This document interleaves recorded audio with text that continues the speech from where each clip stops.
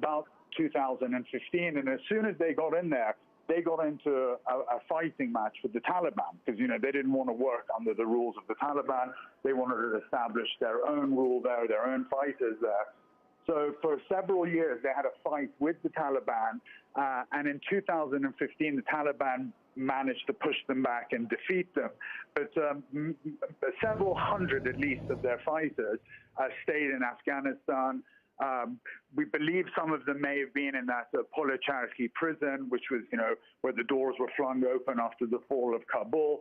So, some of those very hardened fighters are spread out there. And now, as they're getting weaker in Syria, in Iraq, with all the chaos that's going on in Afghanistan, these guys want to show that they too are a force to be reckoned with. They also want to ride on the coattails of the Taliban's victory, pushing America out of there and say, look, we're also hurting Americans here, but they're not working alongside the Taliban. So that adds to the chaos and the danger in Afghanistan. And I think one of the fears is, as these people want to sort of stamp their presence in a country that's in turmoil right now, the fear is that there'll be more of these attacks until this evacuation, whenever it does fully happen, will happen. And there are still thousands of, Americans and other Westerners outside the gates of that airport, which are now in even more danger than they were. It's not just a Taliban checkpoint that you have to get through and show the right paperwork. Now there is a real threat of an ISIS splinter group, ISIS-K, targeting as many Westerners as they possibly can while that place is in chaos and they have the opportunity to do so.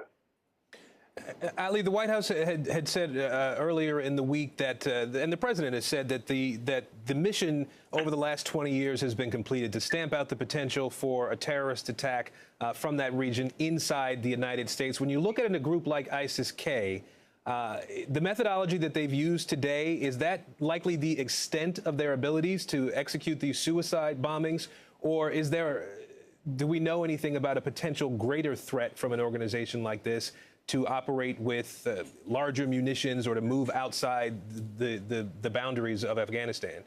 I know. So Samsung sent us this surprise package, and you see on the front, it has a little riddle there. We were trying to solve that riddle to get into the box, and there's surprises in this box, but the only way to get through it is by solving these riddles, which, as you guys are already seeing, I'm very dumb, and I need your guys' help to solve these riddles, because without you guys, I have no idea. Without you guys, I have absolutely no idea. So as of right now, everybody is saying the left side. So the riddle right now are sworn enemies. So the Taliban are not going to let them set up shop in Afghanistan. But of course, the fear is that they may carve out a piece of the country for themselves. The Taliban are only 75,000 people, and Afghanistan is a vast country. So, they're already having problems governing the place, let alone if they have to fight, ISIS groups here and there. So yes, this could be a fear that they may get a foothold somewhere in Afghanistan. They may be able to use that as a training ground, a breeding ground for more complex attacks. And that was one of the reasons people are criticizing this complete withdrawal from Afghanistan, saying, at least there should have been some U.S. presence to monitor this sort of stuff that's going on there. But this is exactly what these extremist groups wanted. They didn't want, U.S. troops breathing over their shoulder. And now the fear is that they will be able to expand in these places. I mean, look, they're already there before the U.S. troops have gone out. So, how much larger can they expand their footprint once the U.S. has totally left the region? All right, Ali Arouzi, our Tehran bureau chief, at his post in the Middle East today, helping us to understand what's unfolding in Afghanistan and a real perspective on what happens in that region on a bigger scale. Ali, thank you. Now, the White House does confirm that President Biden has been briefed on the explosions in Kabul, has been in the Situation Room today with his national security team throughout the morning. Let's bring in NBC News Chief White House correspondent Peter Alexander now, who's been keeping an ear to the ground there at the White House. Peter, what's the latest coming out of the West Wing now?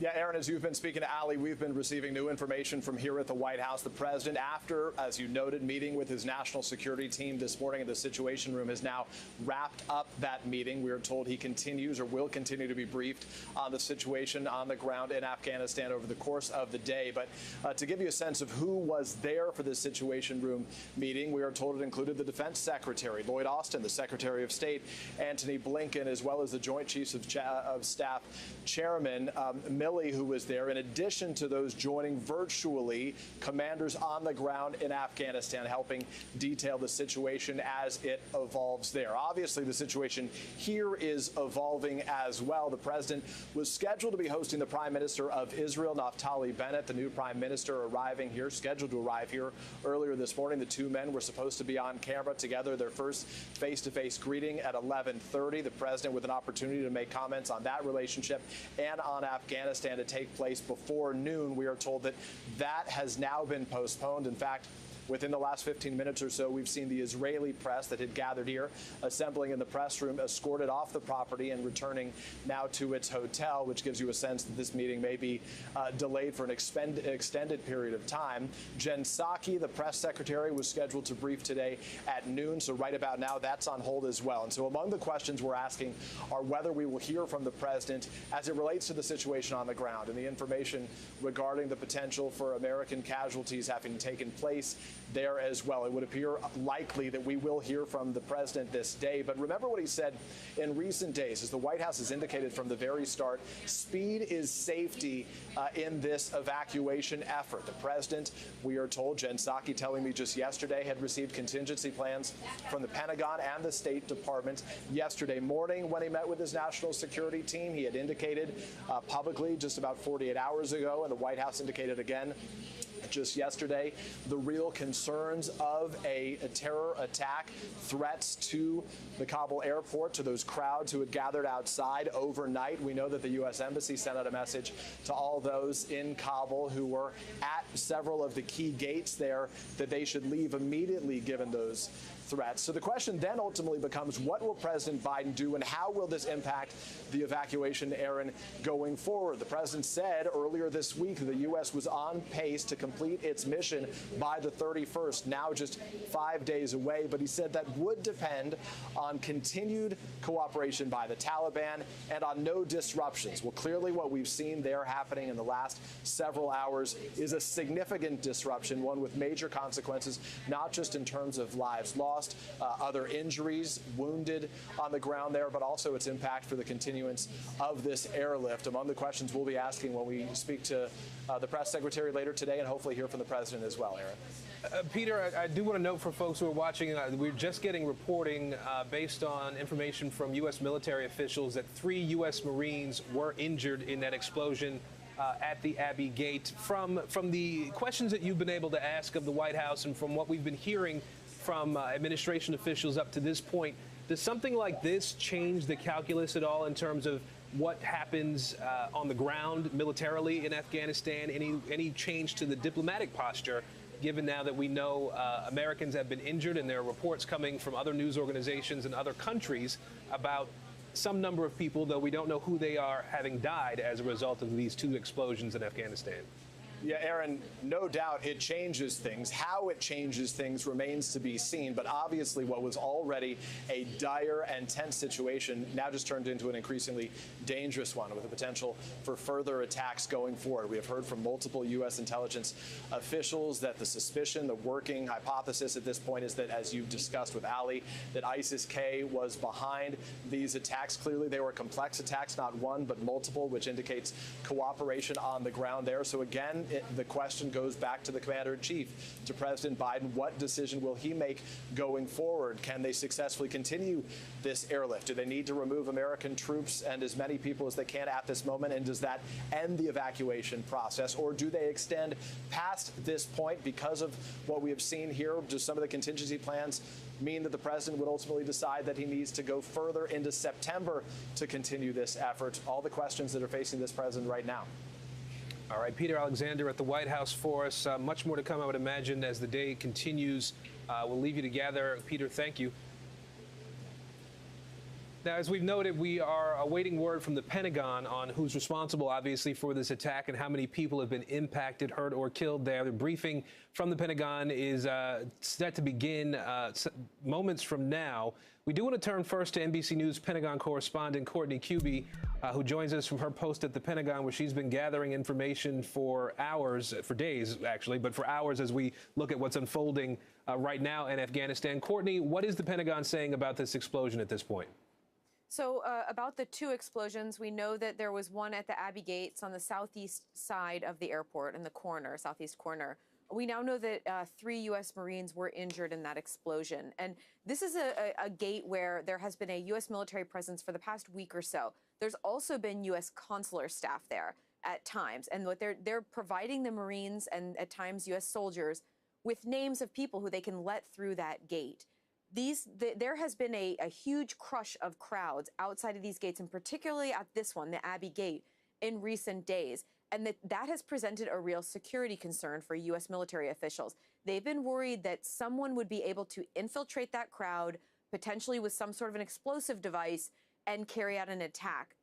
They've specifically been tracking a targeted and specific threat from ISIS to carry out just that kind of an attack. So that's what happened at the Abbey Gate. The reason that the military has been referring to this as a complex attack is because it appears to have been carried out by under the umbrella of one large attack in several different locations.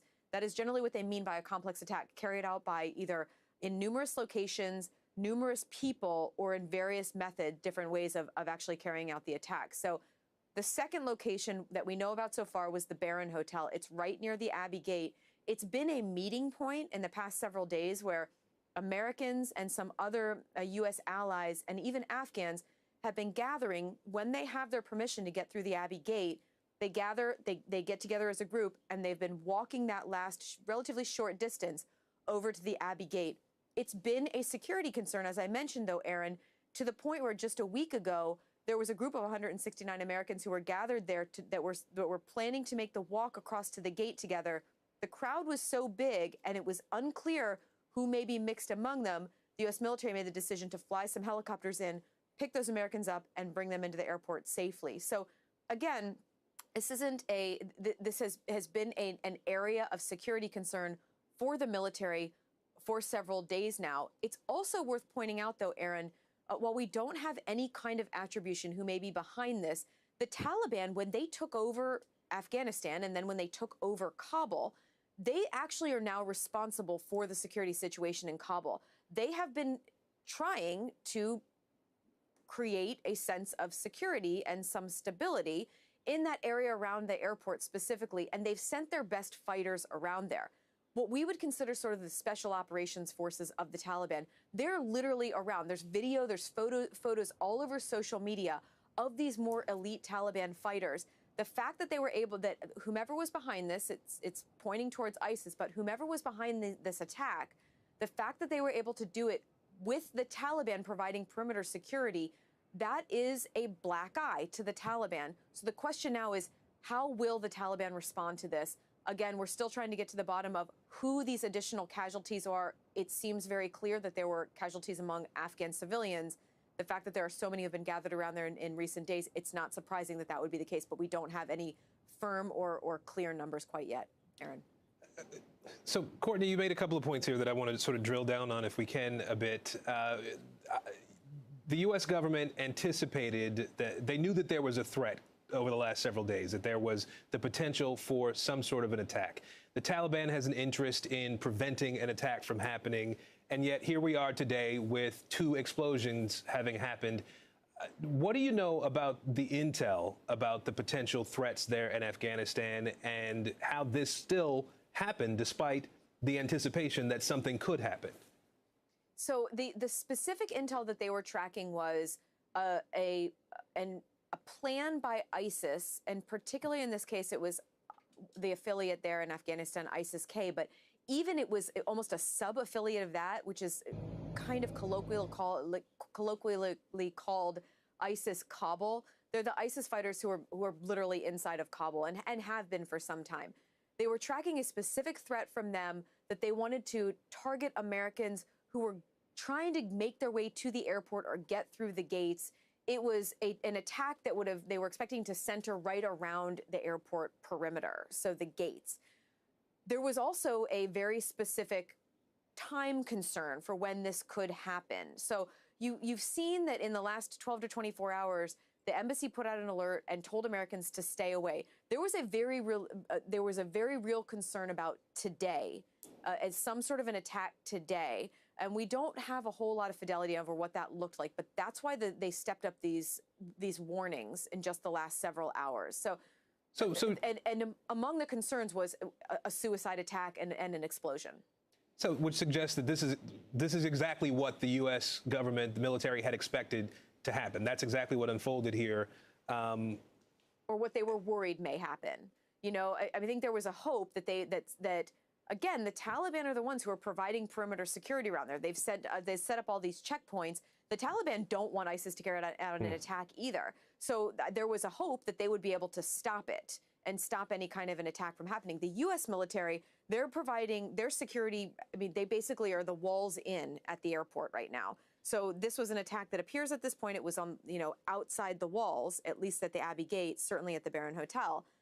So this would have been Taliban security that should have been providing stopping this. So last thing, two things I want to ask you about injuries. We are hearing the reports about 3 Marines possibly having been injured. The UK put out a statement that none of their troops had been injured. What do you know about who's been hurt in these explosions?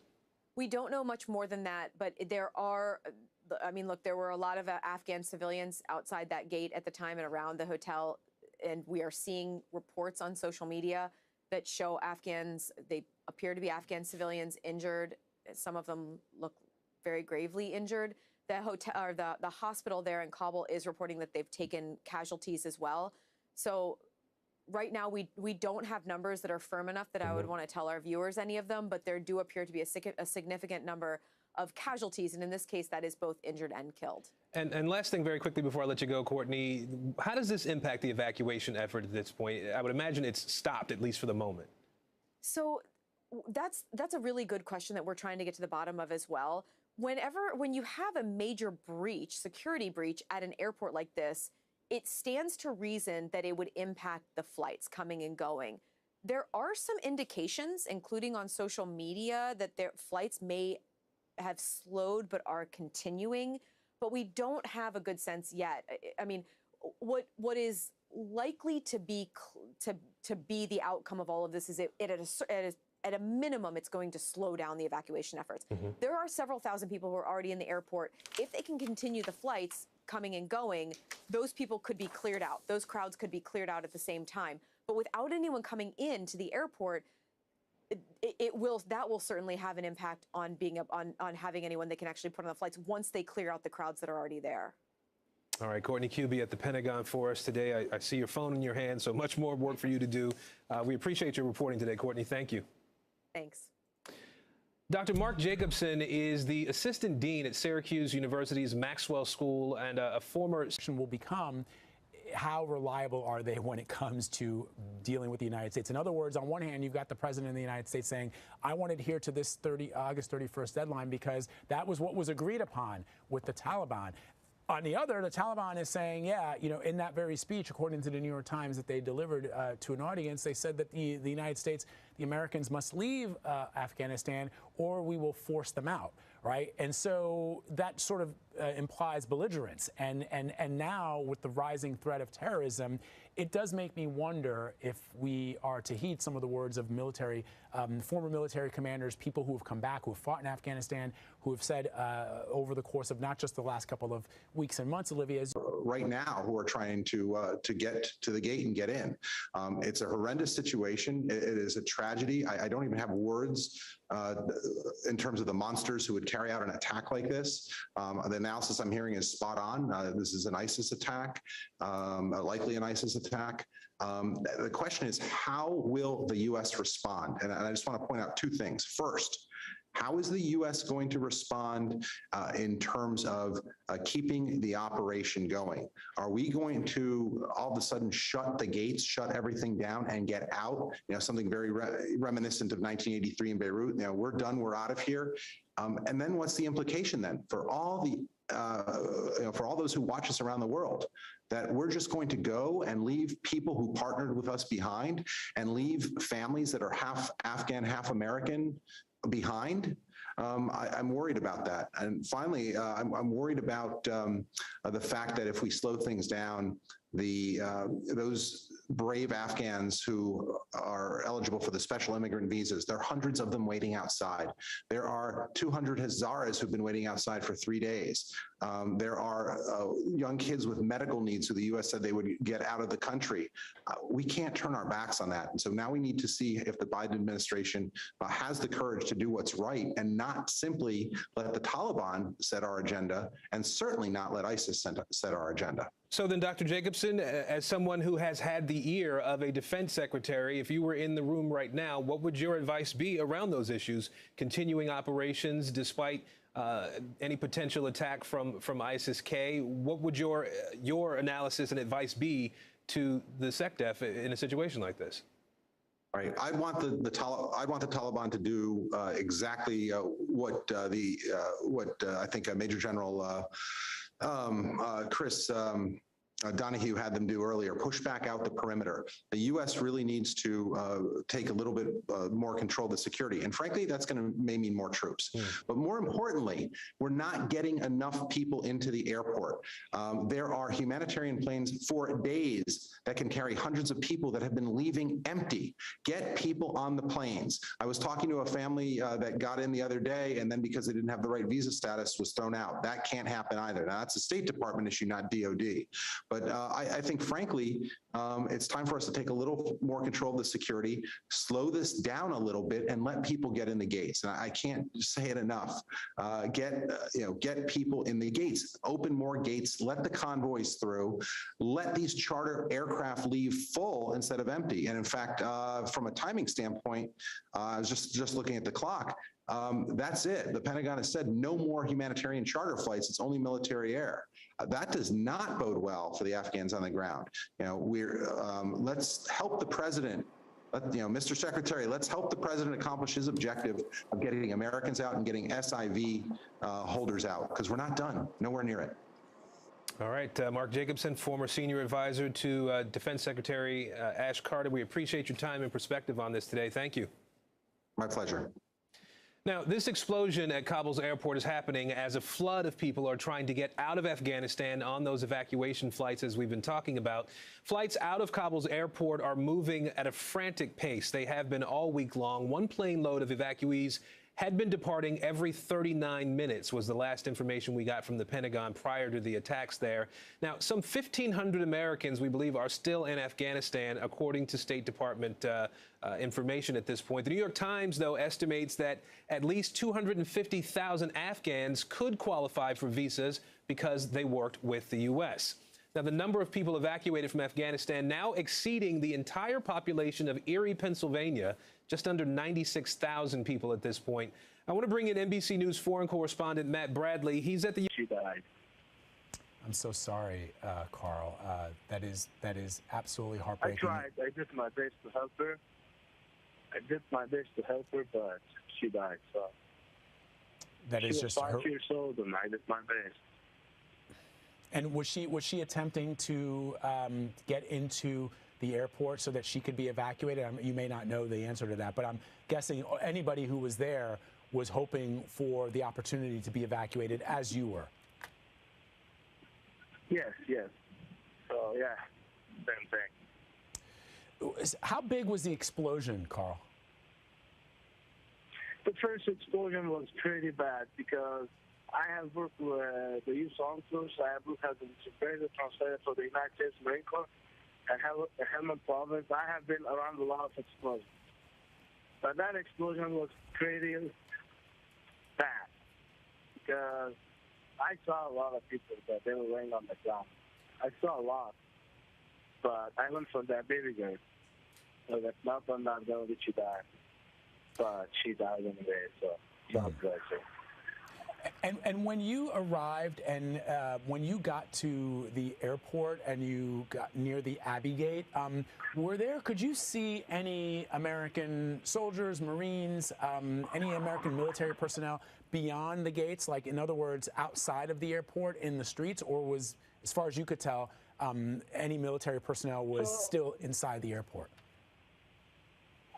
This explosion happened not in the Abbey Gate. It happened right behind the Abbey Gate. So right behind the Abbey Gate, there's a gate, right? But there's a canal that you have to cross over. So the Marines, they were on the other side of the canal, and people, they were inside the canals trying to string the paperwork so they can get out. But, yeah, basically, they were outside of it, the airport. So they made a lady, they made an area for themselves so they can check in somebody's passport and take him in. But the baddest part was that when they were checking somebody's paperwork, right, nobody searched anybody. Carl, just describe for our audience, you just mentioned how you've been a key member, a key part of our ongoing efforts in Afghanistan as an interpreter to our troops and allied partners on the ground there. And so what is your situation right now? Where is your family, and what are you hoping will happen for you in the hours and days ahead? I have a lot of American friends that they're trying to help me to get out of here. I think Carl, are you still there? Okay, I think we lost Carl. He was joining us via phone in Afghanistan, and you can just hear the heartbreaking story that he had to share with us, that, you know, he witnessed that explosion right near the Abbey Gate at the airport in Afghanistan, in Kabul, that he saw a young child who he then attempted to take to the hospital in his vehicle. She sadly died in his arms, and Carl is representative of the number of Afghan nationals who have helped the United States and her partner allies in this ongoing war against a terrorist threat, against the Taliban, against all those who would seek to do harm to the U.S. and her allies, and he is trying to get out. And the reason he's trying to get out is because of what we just have been reporting all morning long here, this terrorist threat, this explosion that happened outside of the gates of that airport, where people are just trying to get out of a country to be able to live their lives and to not be killed or tortured or imprisoned by the Taliban. And Carl is just one of many people who are looking for a better life. And the President of the United States has said it is his responsibility to get Americans and the folks who have helped us throughout the course of these last 20 years out of Afghanistan.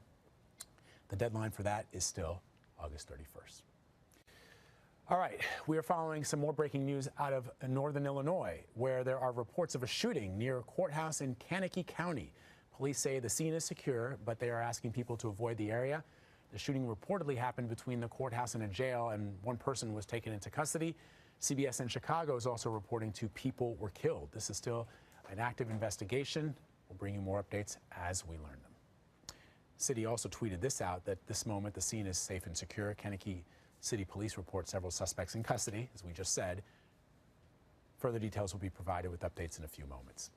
All right, we've got a lot of news, including the latest developments out of Afghanistan. Stick around. We've got more news for you as news warrants, including this: the Pentagon confirming 2 blasts at Kabul's airport. Pentagon Press Secretary John Kirby will hold a press briefing on the latest. Once he begins, we'll bring it to you live. Keep it right here. You're streaming CBSN.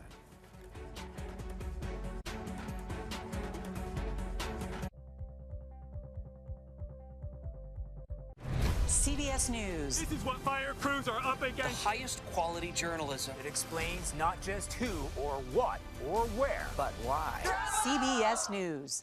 This is why.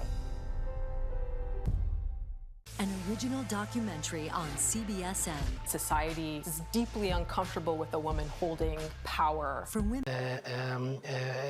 between the United States and the Taliban, on the relation between the United States and the Taliban.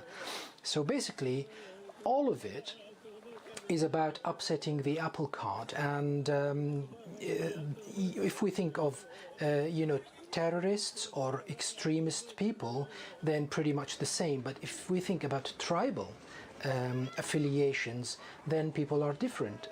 So this is where those ISK, assuming that they are the ones responsible, might be coming from. One of the criticisms that will undoubtedly be put forward in any future investigation or committee look at this operation will be the inevitability of this kind of attack, that the United States created the conditions for this very incident in the manner in which this operation unfolded. And we need to realize that just because the one bomb went off, there's real potential for additional attacks. ISIS Khorasan is a very sophisticated terrorist organization. Including children. We should note that the Pentagon has not yet confirmed the number of casualties in these incidents. Now, this happened just a few hours ago. The explosion at the airport was at what's called the Abbey Gate. You see on your screen here. That's where thousands have been gathering for evacuation flights out of Afghanistan. We also know now that 3 U.S. Marines were injured in that explosion. Our team of correspondents following this breaking story, of course, and will continue to bring you updates as we learn them. Retired U.S. Army Colonel and NBC News military analyst Jack Jacobs joins us now. Colonel, I'll just ask first your thoughts and impressions about what we know about what's unfolded so far in Afghanistan today. Well, nobody you talk to has been surprised by any of this. We had warnings through the intelligence chain of command about the possibility, if not the probability, of this happening. Anybody who's spent any time in the area knows how difficult it is to secure that area, particularly the airfield. You need lots and lots of troops to do it. And so it's not surprising from that standpoint. Second, we do know that there's no love lost between the Taliban on the one hand and ISIS on the other. And ISIS would like nothing better than to make the Taliban look like it can't control things, which it cannot. At a time when it's supposed to be the Taliban is supposed to be consolidating whatever gains that they've made. And so that's not surprising either. It is an extremely difficult place to control. We always needed many more troops to control it than we sent there in the first place, indeed, than we have there now.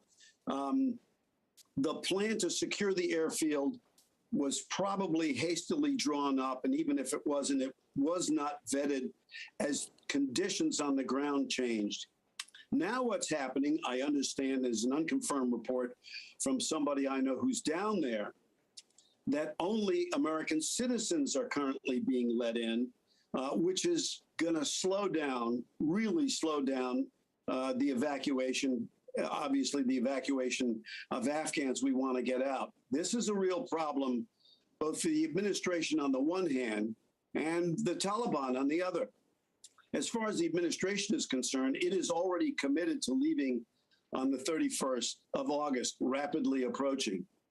For the Taliban, and by the way, it's not going to be extended because the Taliban doesn't necessarily want to extend it. The Taliban would like to see the Americans out as soon as humanly possible and is going to hold America's feet to the fire about leaving on time. For the Taliban, there is some trading to be done. Western governments and financial institutions have millions and millions of Taliban Afghan dollars now sequestered and will not release them. A deal is to be made here, one expects. If the Taliban wants us out and we want to stay long enough to make sure that we get the majority of the people out we want to, there is a deal to be made here to extend how long it's going to take us to get Americans out. But as we discovered when Richard Engel interviewed a Taliban leader yesterday, Taliban has no interest in extending the time if what we want to do is evacuate Afghans. It's a mess. And it is liable to get even messier as ISIS decides that it can, in fact, infiltrate and cause both the Taliban and the United States no end of grief. Aaron? As we look at video of people who've been injured, Colonel, I do want to ask about something you said at the beginning there about the attacks that happened. If there's intel and there are warnings that something like this could unfold, how does that not translate into some level, higher level of prevention? It should. It's very difficult to put oneself in a position of people at the top of the military food chain. But one of the things I would be insisting on was a larger deployment to make sure that the area was secured better than it was. Having said that, that airport is very difficult to secure, even with an almost infinite number of troops. But I would insist on greater security if I were in the military business trying to evacuate this number of people on a moment's notice. What is interesting here is the follow-on for this. So let's run the tape forward. We're now out, and one of the things we've said, the administration said, is that even if we're not on the ground anymore, we're going to be able to get over the horizon. We have over the horizon capability. We're going to be able to find out. We'll be able to determine what, if anything, is happening inside Afghanistan to threaten us. Mm-hmm. Well, that's not entirely true. You need to be on the ground with sources on the ground in order to get the best information. And if this proves anything, this incident proves anything, that despite the warnings, we do not know what's going on the ground unless we're on the ground, Aaron. All right, retired Army Colonel Jack Jacobs, we appreciate your perspective on this. Thank you. And we are continuing to await the briefing from the Pentagon today. We will bring you that on NBC News Now as soon as it happens. We are also, though, following major developments in the coronavirus pandemic and a jarring reality at the same time. More people are dying now of COVID-19 than before a vaccine was widely available. The virus killed more than 1,400 people in the U.S. yesterday. That's about 200 more than the same date last year. The 7-day average of COVID deaths has crossed the 1,000 mark for the first time since March. Now, among the deaths, a child under the age of 1 in Louisiana. Governor John Bel Edwards there made the announcement yesterday, and the number of children admitted to hospitals with coronavirus has surged to the highest level yet. Pediatric hospitals across the country averaging more than 300 new admissions per day. Many doctors fear it will get worse as kids head back to school. Our team of correspondents standing by to break down the latest coronavirus developments for us. Let's start with NBC News correspondent Ellison Barber. She's in Brookhaven, Mississippi today, where one hospital, Ellison, I understand, is at 185% of capacity. Mississippi ranks 49th out of 50 states when it comes to COVID vaccinations at this point. What are you hearing from people on the front lines there in Mississippi? You know, talking to nurses in the emergency room at this hospital, every single one of them used the word nightmare to describe what they've been seeing. This is a small rural hospital. They only have 8 designated ICU beds. Right now, all of those ICU beds are filled with COVID patients, every single one of them on ventilators. They have 3 ICU nurses working that floor. But they have 15 COVID patients needing ICU care. So that means in the emergency room right now, those nurses, there are only 3 in the emergency room, they are having to provide ICU level care and take care of the COVID patients who aren't able to make it up to the ICU floor right now. We saw 2 rooms where they had patients doubled up in each room on ventilators because there was nowhere else for them to go. They don't have room in their ICU. And the bigger hospitals in Jackson, about an hour away, they're full too. Listen to some of what we heard. It was a nightmare. There was people everywhere. And we still had ambulances coming in, and we were, to one point, we were like, what are we gonna do? We were scared. It's bad, and you know, right now it's still pretty rough. We're holding 5 to 6 ICU patients pretty much every day. Have you ever seen anything like this? Nothing in the ballpark. This is, it's almost like it's not even reality, especially a couple weeks ago. The way it was just almost like it was on a TV show or something.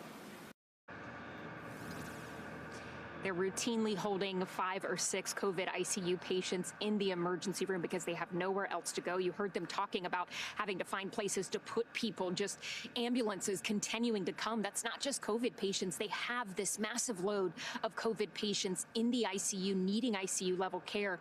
And then they also have all of their normal patients as well. And this hospital, Aaron, they just cannot keep up. Yeah, what you've described certainly is a nightmare scenario. Ellison, I know that the state is working with FEMA to get more healthcare workers into these overwhelmed hospitals at this point. What do we know about the progress on that effort? So additional healthcare personnel started deploying around the state on Tuesday. The governor made the announcement that the Emergency Management Agency, they're going to eventually get reimbursed by FEMA, that they have awarded multi-million-dollar contracts with 4 different outside vendors to try and get additional healthcare personnel at these hospitals all across the state that are really dealing with massive issues as it relates to staff, and to hopefully alleviate some of the pressure on hospitals and just the system at large. They say that they're going to deploy over 1,000 healthcare personnel within the next week or so. There are 61 hospitals in this state who have asked for additional assistance. This hospital is number 17 on that list. They say they're going to get extra help, hopefully any day, any minute now. Listen. We requested really 20 ICU nurses, 5 medical nurses, 4 respiratory therapists, 2 nurse practitioners, and somewhere in the next few days, we hope to get 2 more docs. Getting these 20 nurses in for the ICU is tremendous help, tremendous help. It's a big help, but obviously what they really need is to see less COVID patients needing high levels of care. They need vaccination rates statewide to get a lot higher than they are right now. They've jumped pretty dramatically in the last month by more than 125%. But as you said, this is still the second least vaccinated state in the country, with less than 40% of their population fully vaccinated. And Aaron, I got to tell you, this hospital, they're nervous about Labor Day weekend coming up soon because they typically see the numbers spike after holiday weekends. And they're afraid that that might happen before they really get to use this extra help and maybe get a little bit of relief. Aaron? Yeah, you make a really good point. We've seen what has happened at holidays in the past this year. Ellison Barber for us in Mississippi today. Ellison, thank you. Now, South Dakota is facing an alarming surge in COVID cases as well. 2 weeks after that massive motorcycle rally there, more than 500,000 bikers descended on the town of Sturgis earlier this month. Neither masks nor proof of vaccination required there. The state now dealing with a nearly 500% spike in COVID cases over the past 14 days. That, of course, is the highest percent increase anywhere in the country. NBC News reporter Gary Grumbach is in Sturgis, South Dakota, again for us today. He was reporting from there as that rally was happening a few weeks back. Gary, give us a sense of what health officials are seeing on the ground there right now. Hey there, Aaron. Yeah, you said it. The cases today are 500% more cases in the state than there were 2 weeks ago. So it's really a serious problem here in South Dakota. And we're seeing, of course, the vaccination rates are at a level 2 that are not very high, which is not helping the case. 36% in Meade County alone. But what we're seeing is just trying to wrap your head around what's happening here in the area. 1 in 3 people in Meade County are testing positive for coronavirus. But now that the 500,000 people have left, they've gone home from Sturgis, South Dakota, the lack of concern is still very much here. Take a listen to what folks had to say. Probably more BS. I don't know. I was out here at the Sturgis rally. I spent 10 days hugging and kissing on everybody on the premises. You know, I mean, and we're close. I didn't see any cases then, and I haven't got COVID myself, that I know of anyway. Well, the actual rally week wasn't bad, but afterwards it's, you know, the COVID spiked up. Everybody has to, you know, beware. It used to be years past that you'd be worried about the accidents, and now, of course, it's the COVID and the, you know, the spreading of COVID. And Aaron, something I kept hearing over and over again 2 weeks ago was that freedom and personal choice is really important to people here in Sturgis. They don't want anybody, whether it's government official, news media, telling them to get vaccinated. Aaron? Oh, all right. Well, Gary, given that fact, and given you referenced the fact that the vaccination rate there is really low in South Dakota, are state leaders or doctors in that area doing anything to try to change their approach to this issue to get more people to get vaccinated? Yeah, so Governor Kristi Noem has been very much against the idea of any sort of mask mandate, any sort of vaccination mandate, and because she says that's what folks in her state really want. Now, we do know that the South Dakota Department of Health is tracking to see if there are any cases that do come from this year's rally. Of course, last year we saw that there were more than 400 cases, according to the CDC, that came directly from this rally. And that's what medical officials are so upset and so frustrated, because this literally happened last year, and now we're seeing it happen again. But so then medical officials are very much putting things into their own hands, taking things into their own hands. Take a listen to how doctors here in South Dakota are trying to get people vaccinated. Our approach has been, okay, what is making you not want to take the vaccine? And the more we can do that, we've seen a slight uptick in the vaccination right now. And that's the only way we see forward, because the other way we've noticed people tend to write us off or call us judgmental and not do the thing that would save our lives. So we saw a real conversation here between economic health and public health. We saw that economic health firsthand. Restaurants, bars, stores all up and down the street were packed with hundreds of thousands of people. And now locals here are having to deal with the implications when it comes to public health. Aaron? So Gary, how prepared are the hospitals there in South Dakota to handle the surge that we're seeing right now? So right now, the hospitals are not in a crisis mode here across the state for the most part. They're focused really on three things: space, stuff, and staff. Right now, they have the space, they have the beds needed, and they have the stuff. They've got the PPE, they've got the ventilators, they have that should they need it. What they're really concerned about is the staffing issues, and doctors tell me they are ready to bring in the National Guard if needed. All right, Gary Grumbach for us in South Dakota again today. Gary, thank you. Stay safe. Now, vaccine mandates are not only a topic for private employers, but public ones as well. Yesterday, the Texas governor, Greg Abbott, issued an executive order maintaining that vaccine mandates by any government entity are prohibited in that state. But the San Antonio Independent School District is requiring all employees to get the vaccine. That effort was set to move forward with the Pfizer vaccine getting full FDA approval this week. So here, take a look at the surge in COVID hospitalizations. This is in Bexar County, where that school district is in Texas. The numbers have been nearing record levels for weeks now, right in the middle of this timeline, the first day of school. The district superintendent and board chair of Chiefs for Change, Pedro Martinez, joins us now from San Antonio. Mr. Martinez, first, quickly, what's the impact, the immediate impact of the governor's order for you guys? So, we've been open. Thank you for having me, first of all. But we've been open. This is really my third week of school. And we saw immediately from the first day, and we have great data because we have COVID testing in all of our schools, that we were seeing cases rise in our schools. So we actually immediately put in both a masking mandate as well as a vaccine mandate for staff. And simply because we are charged with making sure that our children are safe and that we have stability in our classrooms. That's what our family and community expects from us. And so, of course, it's gotten very political, but it's never been about the politics for us. It's about just making sure we accomplish those two goals. And so what's been the reaction to your mandate from your staff and from parents as well? What have they had to say about it? The vast majority, over 99.9% of my parents have been completely supportive. And we estimate that 90% of our staff are already vaccinated. So I'm not getting any pushback from staff. And for me, this is about leading by example. We're trying to get more of our students to get vaccinated. I'm concerned because there's a few neighborhoods where I'm seeing significant hesitation on getting their eligible children vaccinated.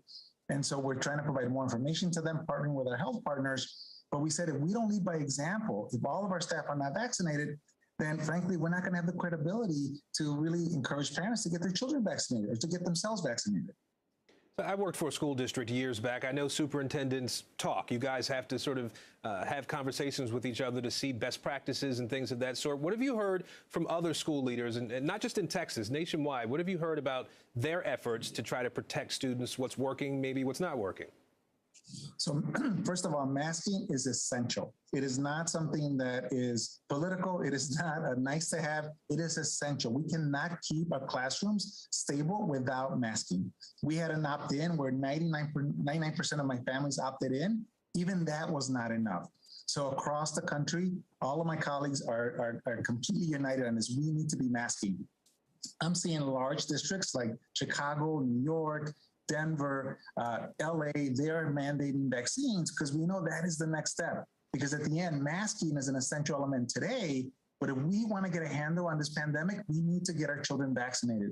And we know that around the corner, 5 to 11-year-olds are going to be approved later this fall. So we need to start getting all of our eligible children vaccinated today. And we have vaccine clinics in all of our large high schools. And we need to get prepared for the next group of children that will be eligible very soon. This is not political. This is about stability and safety. Hey, I want to ask you about in-person versus remote learning. Obviously, remote learning was just essential last year to have some education happening. Can you explain how much that impacted your students' educational experience, their knowledge retention, their ability to succeed in the new year? So one of the things we saw, and we have great data here in Texas because our large districts, we got our remote children to get tested. We had one of the highest percent of remote children getting tested here in San Antonio. And what we saw, specifically across income levels where children live in poverty, their achievement was significantly less. The other thing we saw is that for all of our children, regardless of their income level, we saw significant mental health challenges. We saw challenges to their social and emotional well-being. Parents were stressed. Our staff were stressed. So for us, what we see is we need our children in person. That is the best place for them to learn. We have a great level of high energy in our schools right now. Children are happy to be in their classrooms. Our teachers, we're dealing with challenges because we have children who have not been in person for over a year. And so we are working with those families because we know that it just takes an adjustment. But I'll tell you, we know this. In person is the way our children, is really the best place for our children to learn. And the results are going to show that no matter what district you look at across the country. All right, San Antonio ISD Superintendent Pedro Martinez, we appreciate your time today. Thank you. Thank you, sir. And stay with us. We are back after a short break. You're watching NBC News Now.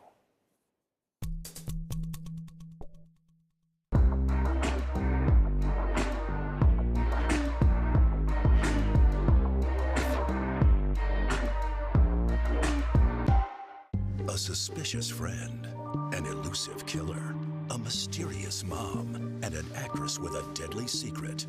Dateline's chart-topping podcast series available now. Catch up with a true crime original. Let's go. This is a critical choke point for this fire.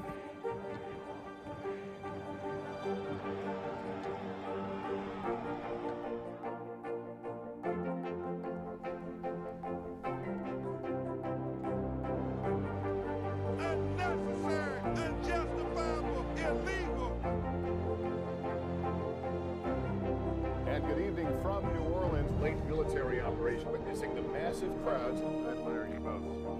Nice to really spend some time with you. Appreciate it.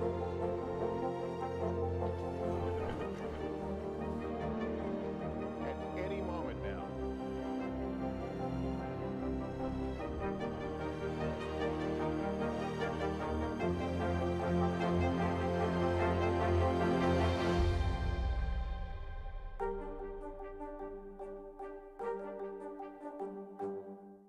Right now on NBC News Now. We begin with one giant leap forward in the space race. Bezos making it very clear this is the first step of many to come. Speaking out against laws that they feel would make it harder for Texas voters to cast their ballot.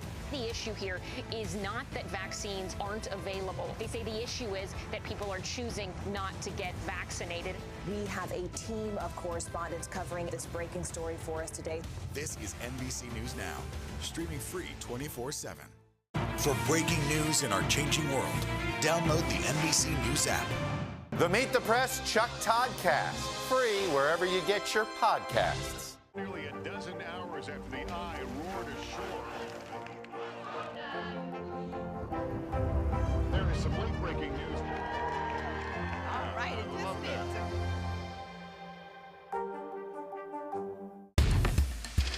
Our world is facing some big challenges. Chuck Todd breaks them down. A deep dive into a new topic. Instead of covering all the big stories, we're going to cover one single subject impacting American politics. Exploring and explaining the critical issues that affect our future. Meet the Press Reports. All episodes of Season 2 are now available on demand on Peacock.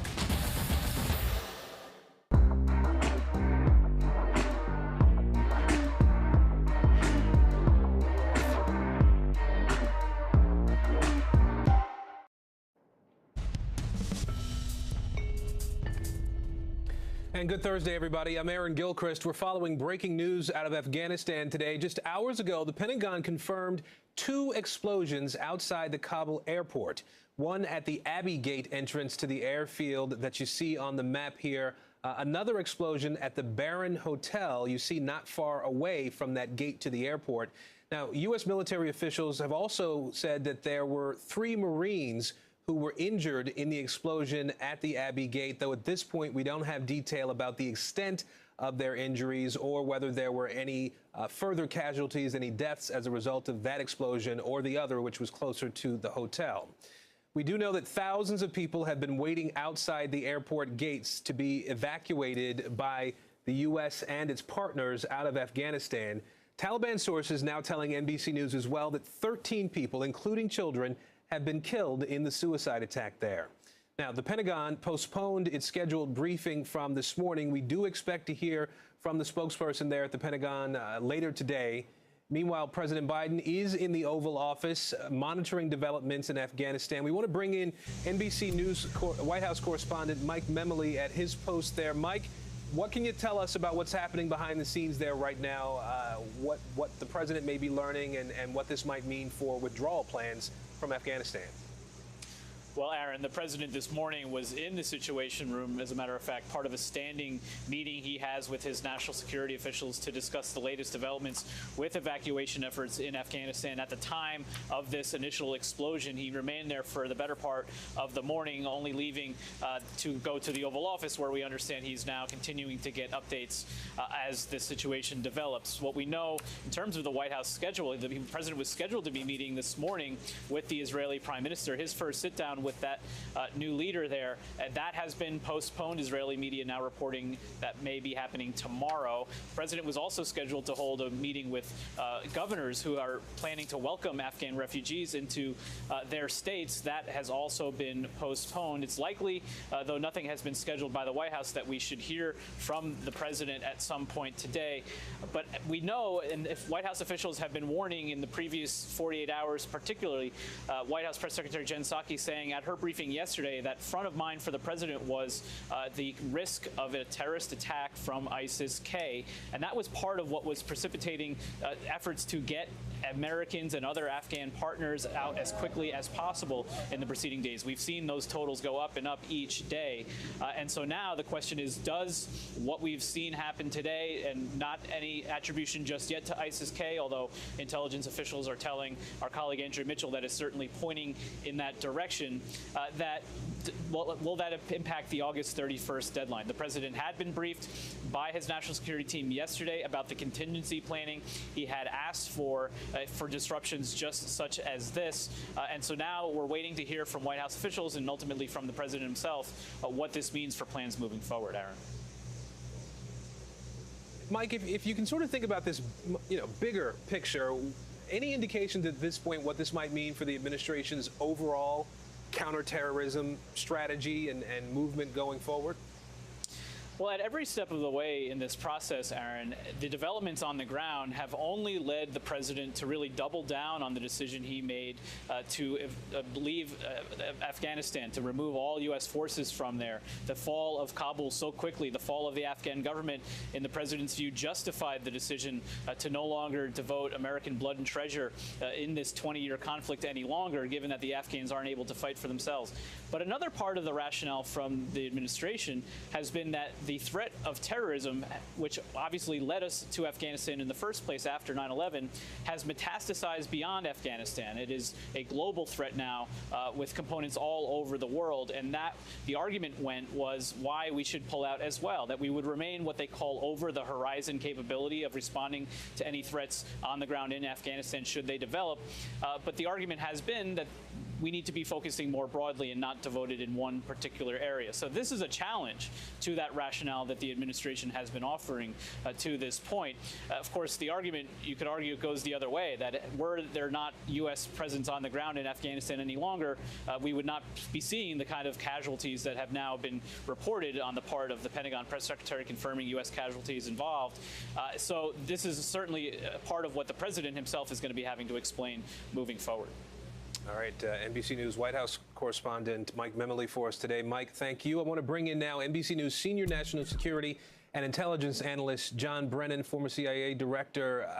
Director Brennan, the Taliban seem to know of a potential threat on the ground there, as U.S. intelligence has indicated as well. How much of this is an intelligence problem, an intelligence failure potentially here? Well, certainly an intelligence challenge, given that we have now vastly diminished intelligence capabilities inside of Afghanistan, pulling out a lot of the forward bases, technical collection capabilities, as well as source networks. Operating out of the airport in Kabul gives us limited opportunity to understand exactly what's happening outside of that airport. And that's why we've had to engage with the Taliban, as the Taliban and ISIS-K really are sworn enemies. And so, therefore, I think the Taliban has been trying, apparently, to try to keep some semblance of security outside that airport while the United States removes individuals from the airport.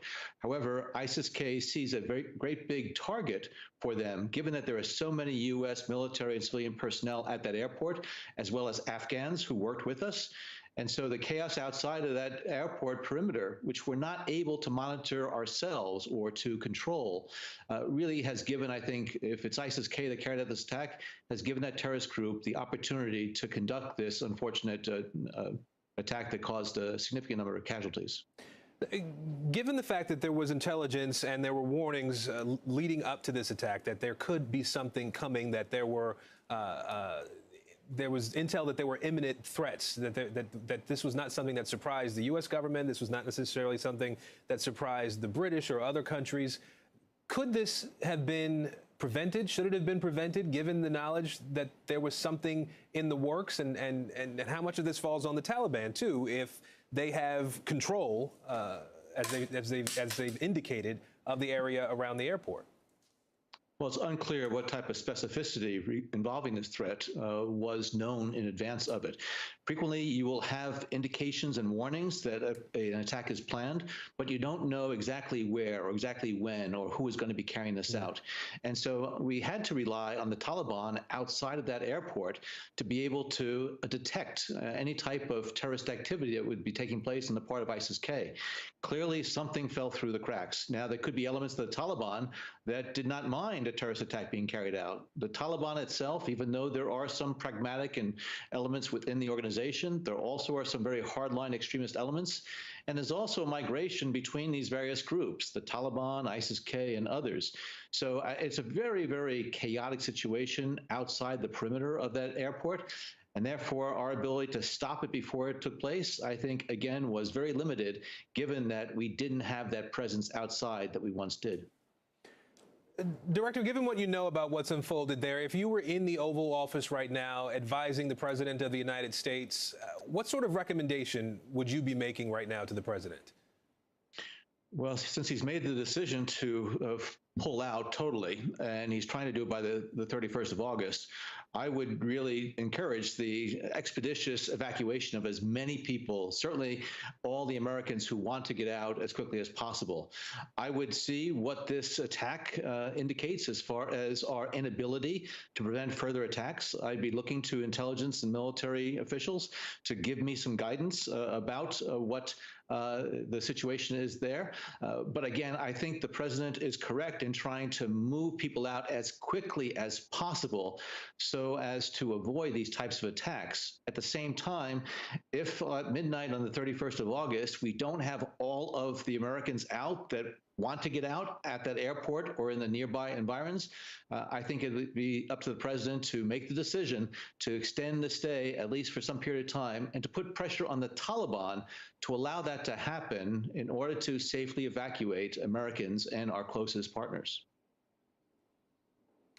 Director Brennan, I'll ask you to stay with us here for a moment, if you can. I want to bring in our chief foreign correspondent, Richard Engel, who's been on the ground in Kabul over the last several days and on the ground in Doha, Qatar, which I believe is where he is now. Richard, I just want to get your read on what's happening on the ground right now from where you sit and from what you've been able to collect information-wise. So you're right. First of all, I am in Doha, Qatar now, but I came in from Kabul airport this morning, and we've been moving back and forth between here and Kabul over the last couple of weeks, but most of it in Kabul. So what happened today, according to witnesses, security sources at the near the airport, is that there was at least one explosion, reports of potentially two explosions, but one much more significant than the other, by one of the gates at the airport. And the geography here is a little important to drill down on. So the airport, at the Kabul airport, is actually a military base. We describe it as the military side of the Kabul airport. It's a military base. It's surrounded by high concrete walls, and there are three main entrances.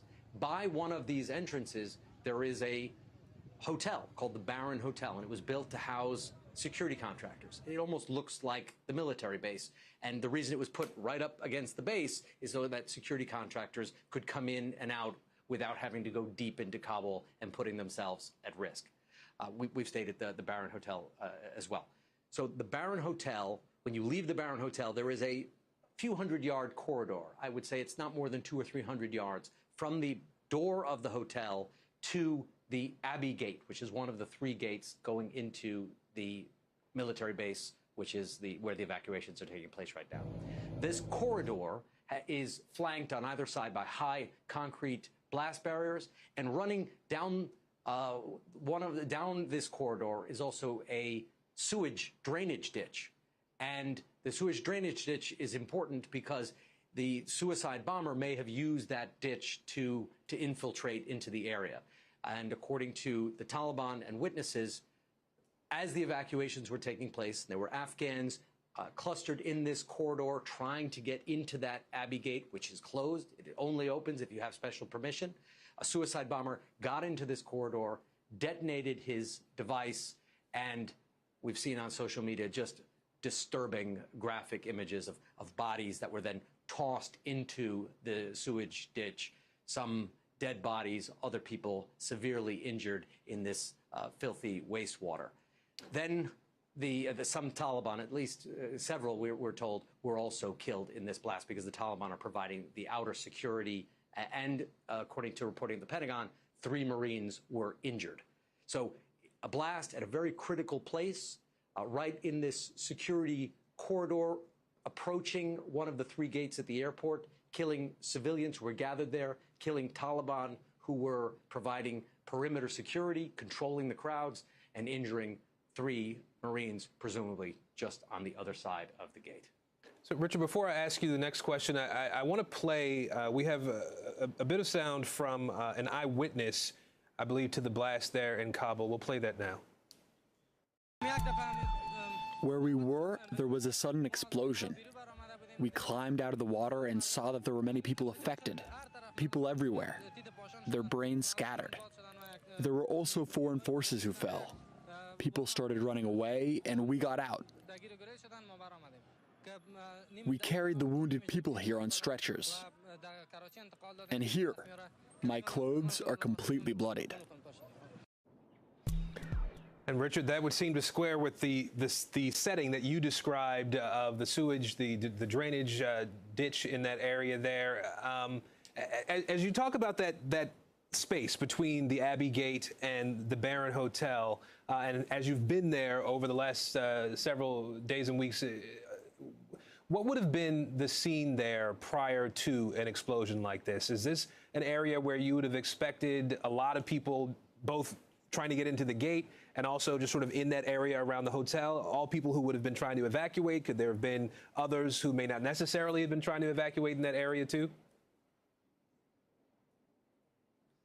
So people find a way. People find a way to get what they want. And many Afghans want to get onto that base.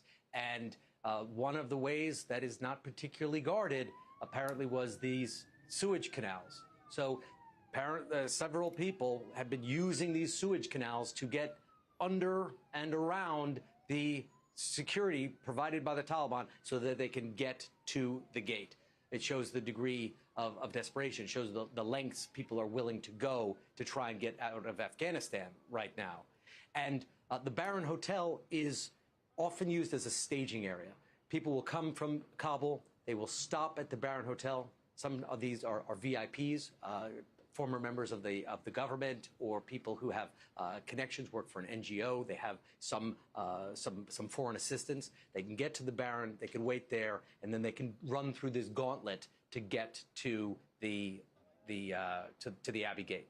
But in addition to the people who are at the Baron waiting to get transferred onto the base, you also have these people, Afghans, who are just trying to rush in, hoping that there's an opportunity, hoping that they can move in when the gate is open. Some of them even using that sewage canal to get into the area, and potentially that is where this attacker, most likely from an ISIS affiliate, ISIS Khorasan or ISIS-K, that is probably how he got in as well.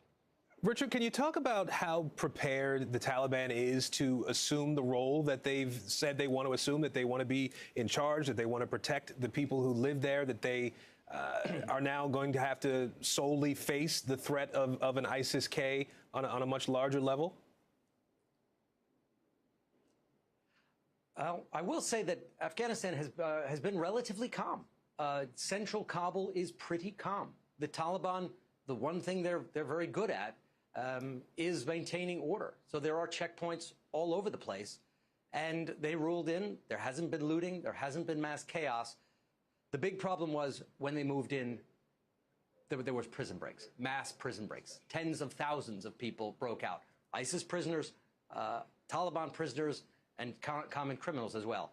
So now there is a degree of, well, there's a lot of, let's call it, bad actors running around this city. But the Taliban generally are maintaining order. All right, Richard Engel for us on the ground in Doha, Qatar today, having traveled back and forth between there and Kabul, Afghanistan. Richard, we appreciate all the incredible reporting you've done over the last several days and weeks. Thank you, Richard. I want to bring back in former CIA Director John Brennan, an NBC News analyst who's been looking at this situation for us as well on the ground in Afghanistan. And Director Brennan, we just talked about sort of what the advice might be that you would offer the president in a situation like this as it's unfolding on the ground there. What's your view? Can you help us to understand a little better the conflict between the Taliban at this point and ISIS from the perspective of U.S. intelligence agencies that are looking down on their interactions and the conflict between them?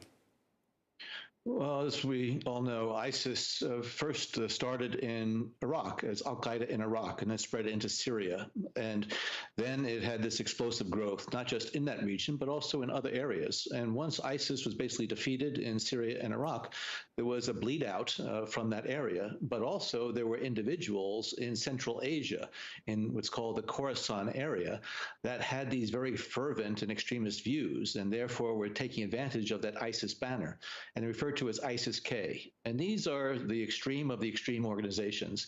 They have a very murderous agenda. They're fanatics. They want to impose a very, very strict version of Sharia law if they were to gain control of areas. But they also have been involved in some pitched battles with the Taliban over the past several years. And they have carried out a number of terrorist attacks inside of Afghanistan against U.S. military and facilities. And so therefore, the chaos surrounding the Hamad Karzai airport over the past several weeks. And as Richard mentioned, the release of a number of individuals from prisons, to include, I believe, ISIS members, it has given ISIS-K the opportunity to use that chaos to be able to plan, prepare, and then obviously carry out what is a very, very serious terrorist attack. And so therefore, I think this is an indication of just how chaotic the situation will be in that area of the airport, and why President Biden is insistent on trying to get everybody out that needs to get out and that should get out by the 31st of August.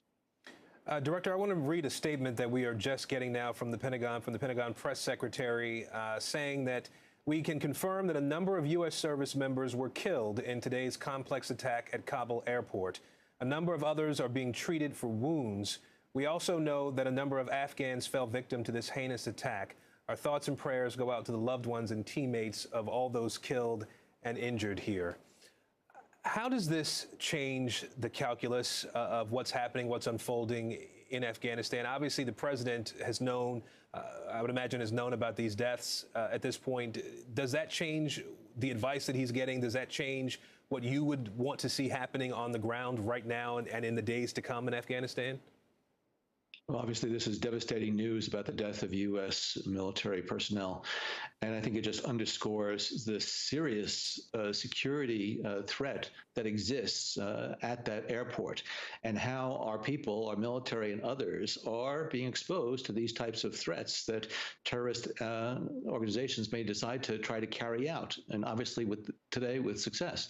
It's very unfortunate that we have to rely on our interaction with the Taliban outside of that airport to monitor that area outside the airport. We don't have that presence that we had previously in Afghanistan in terms of military intelligence personnel that can detect some of these threats before they come to fruition. So I think President Biden is going to be even more determined to try to ensure the expeditious removal, evacuation of all personnel by the end of the month, and to reduce to the greatest extent possible the exposure of U.S. military and other personnel to these types of terrorist attacks that I wouldn't be surprised if others right now are planned. Does there come a point in the conversation where, actually, I'm sorry, Director Brennan, an NBC News special report is beginning now. Let's go to that.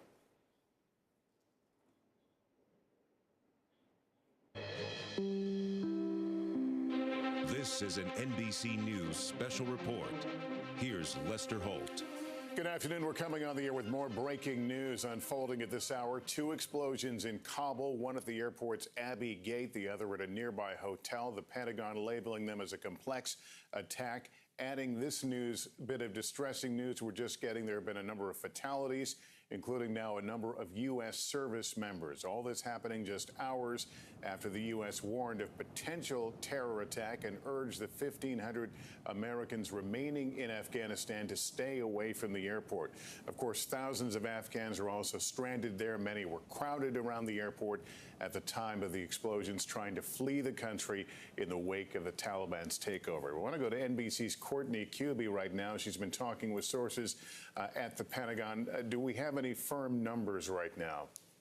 We don't yet, Lester. And what I can tell you is that there were U.S. Marines that were guarding that gate, the Abbey Gate. This is on the southeast side of Hamid Karzai International Airport.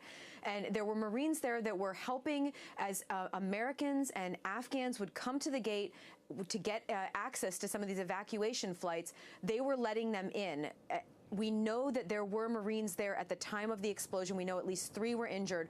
But now, as you mentioned, according to the statement from Pentagon Press Secretary, we know that there were actually service members among those killed. We're also hearing reports about a number of Afghan civilians that were injured and killed in these attacks. So, as you mentioned, there were 2 locations for this explosion. The Abbey Gate, which is where, again, people have been going in to get access into the airport there. The second one was very close by at the Barron Hotel. This is a hotel that has been frequented by Westerners for several years, and even recently it was a location where Americans and others were gathering to make the walk over to the Abbey Gate to get access to the airport.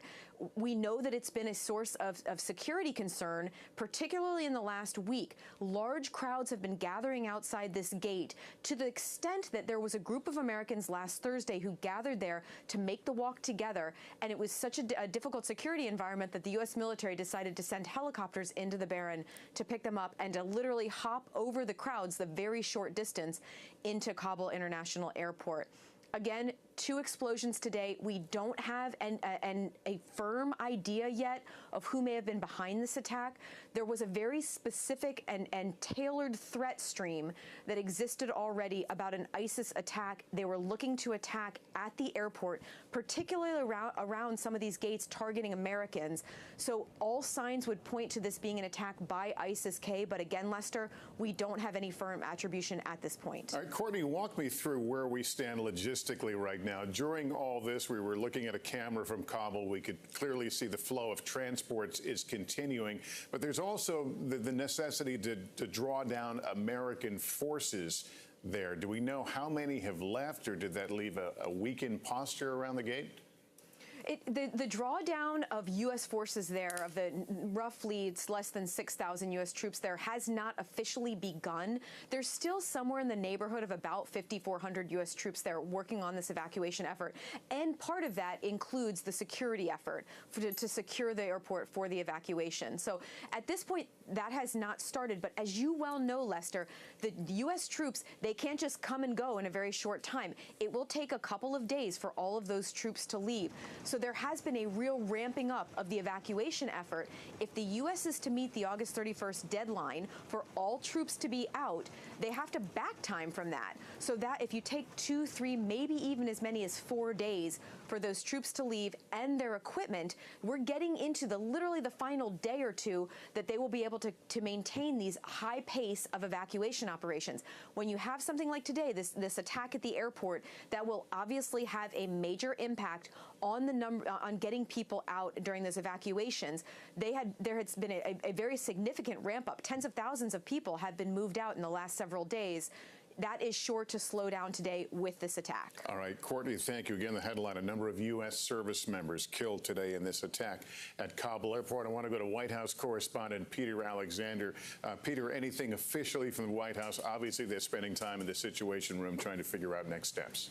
Yeah, Lester, that's exactly right. I think it is highly likely that we will hear from President Biden at some point over the course of this afternoon. Nothing official yet from the White House. We can tell you to this point over the course of the day, the president huddled in the Situation Room earlier this morning for more than an hour with members of his national security team, commanders on the ground from Afghanistan joining for that conversation. Secretary of State Blinken there, the Secretary of Defense Lloyd Austin there, as well as the chair of the Joint Chiefs of Staff, Milley, joining the president. Then he gathered in the Oval, and we were told he would continue to receive updates over the course of this day when we receive the news of a number of service members losing their lives in this complex attack in Kabul Airport. Recognize that the White House, the president himself in the last 48 hours, has indicated that speed meant safety, that there were real risks of a terror attack, and that they would only increase the longer the U.S. stayed on the ground there. So among the questions that President Biden now faces is how this impacts this massive airlift effort going forward. Just 5 days before that August 31st deadline to try to get all Americans out, the president said just a matter of days ago that the U.S. was on pace to complete its mission by then. But he said that depended on a couple of things. One, the continued cooperation of the Taliban. And number two, most notably, given what we have now witnessed, no disruptions to the effort on the ground there, given what is clearly a disruption and now the loss of not just Afghan but American lives as well. The president will have to make a decision whether this means the U.S. ultimately tries to get out before that date. If it will decide, the president will decide to extend the mission past that date. A series of questions facing the president now. It's a day that is still fluid, as they describe it here at the White House, with expectation, we believe, that we would hear from the president later today. The press secretary's briefing has been delayed. A meeting with the Israeli prime minister also put on hold. Lester. Peter Alexander at the White House. Keep us posted from there. NBC's chief foreign correspondent Richard Engel has been in and out of Kabul. He was at the airport there earlier, now in Doha. Typically, the United States considers responses to terror attacks against Americans. Does the U.S. have such an option in these circumstances? No, is the simple answer. What happened in Kabul is, as the Taliban rolled into the city and took control, and the Taliban generally control the city quite firmly. There's not a lot of chaos in Kabul right now. There's not traffic. There's not looting. There's not chaos or on the streets. But when the Taliban did roll in, they opened the prisons. They freed themselves, or the guards who were there, they freed their own prisoners, or the guards who were there ran away. And there were tens of thousands of people in these prisons, and they included many dangerous extremists, including extremists from ISIS. So since the fall of Kabul, while the Taliban has been controlling the city, you have all of these radicals who are against the Taliban, who have nowhere to go. They can't leave the country. They have no future with the Taliban. So one of them, apparently, according to intelligence sources, carried out this attack. That is the suspicion. That is what the U.S. was warning about. And Courtney described it very well. There is this corridor right between the Barron Hotel, which was built to house contractors right next to the airport. The airport is a military base, and the military base is surrounded by very high walls and has 3 main gates. And this hotel, which is not like a hotel, it's almost like a part of the base, because it's pushed right up against the wall, built there so that security contractors could come. They didn't have to go far. They didn't have to enter the city. They could stay there if they had business in Kabul. It has been used as a staging area. From the Barron Hotel, it's just about a 200 or 300 yard walk to this Abbey Gate. And in this corridor, Afghans have been gathering. They've been trying to push up against the gate and see if they could get in. And I think you're playing some video. I was staying at the Barron. We drove this corridor just a few days ago. And in this corridor, which is flanked by tall concrete blast barriers, there is a sewage drainage ditch. And it appears that this suicide bomber was able to infiltrate this area through this sewage canal, because the Taliban were controlling the outer perimeter, but they might not have been controlling the actual sewage ditch itself. And people, desperate people, and it shows the degree of desperation there, were wading through this filthy wastewater to get to the gate to see if there was an opportunity that they could get in. And in this chaotic scene where you have the Taliban on the outside, Afghans gathered there trying to get in, some of them even wading through sewage to get in, you saw this explosion. And Marines were apparently in the vicinity, and several lost their lives as they were manning that gate. So it's not going to stop the evacuations. This is far away from the flight line. It's not going to impact aircraft, but there are only a limited number of gates. And if one now is clearly compromised, slowed down security concerns there, it puts even more pressure on the others. This is something the Taliban doesn't want. Several Taliban fighters outside were killed themselves, but there is only so much that they can do with tens of thousands of people who escaped from the prisons who are still on the loose. Right. All right. Richard, thank you very much. It will certainly impact American decision-making. We're certainly keeping an eye on more reaction from the White House and the administration about these developments. Again, we learned from the Pentagon a short time ago a number of U.S. service members were killed in what the Pentagon is describing as a complex attack at the Kabul airport, a number of others being treated for wounds. We also believe a number of civilian casualties there. We'll continue to monitor the situation in Kabul. We'll bring you the very latest as we get it. And, of course, coverage continues right now on MSNBC and later on NBC Nightly News. I'm Lester Holt in New York. Good day, everyone.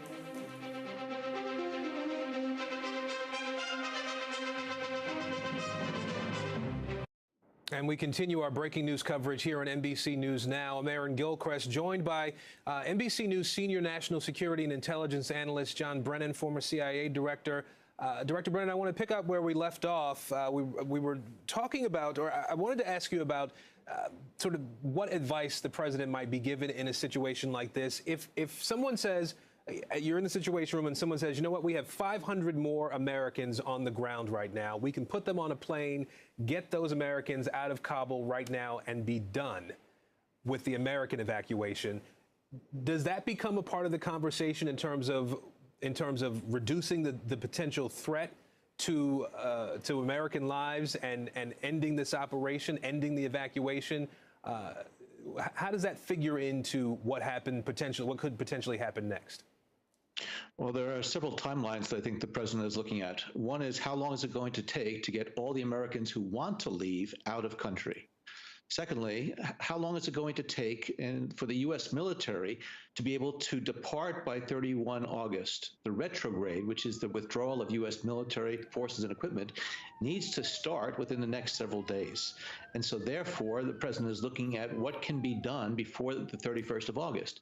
And then he's going to be asking, well, all of those Afghan partners that we have that are waiting to be evacuated, how many of those can we get out according to this timeline of the retrograde? And I think that this devastating attack that killed several U.S. service members is only going to harden President Biden's determination to get out as quickly as possible. I'd be very surprised if he's looking at now at staying later than 31 August, because we already have suffered these casualties. And I'm sure that ISIS-K and others probably are planning other types of operations, again, to take advantage of the U.S. presence there and the very insecure and unsecured perimeter of the airport that they can operate in. And so at this point, if the thinking is that we can't allow this attack, these attacks, to change the evacuation effort, if the flights can continue, if that August 31st deadline can remain intact and operations continue at the level that we've seen over the last couple of days, with thousands of people being taken out in 24-hour periods, what's the concern around a larger threat from an ISIS-K, for example? Is there a concern around a potentially larger threat, or would the thinking be that what we've seen today is as powerful as this organization could be, the biggest assault attack that it could muster in a situation like this? Or would there be concern about threat to aircraft, for example?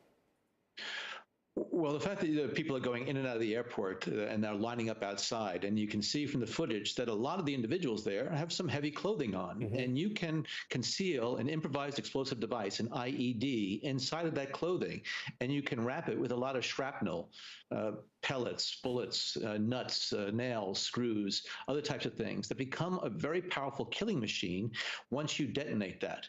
And so therefore, I think it doesn't take a lot of sophisticated planning to carry out such an attack, as long as you can get somebody close to the gate or close to U.S. military personnel. And so therefore, I do think that this just underscores the nature of the threat and how difficult it is. We cannot rely on the Taliban to try to, first of all, detect these threats and then take appropriate actions to prevent these attacks from occurring. And so therefore, I think this really just, again, is going to underscore in President Biden's mind the need for the most expeditious withdrawal of all U.S. military, civilian, and personnel, as well as our Afghan partners, as quickly as possible. Because the U.S. military security guards and others really have an almost impossible task to try to prevent these things from happening when they don't have that type of presence outside the gates of that airport.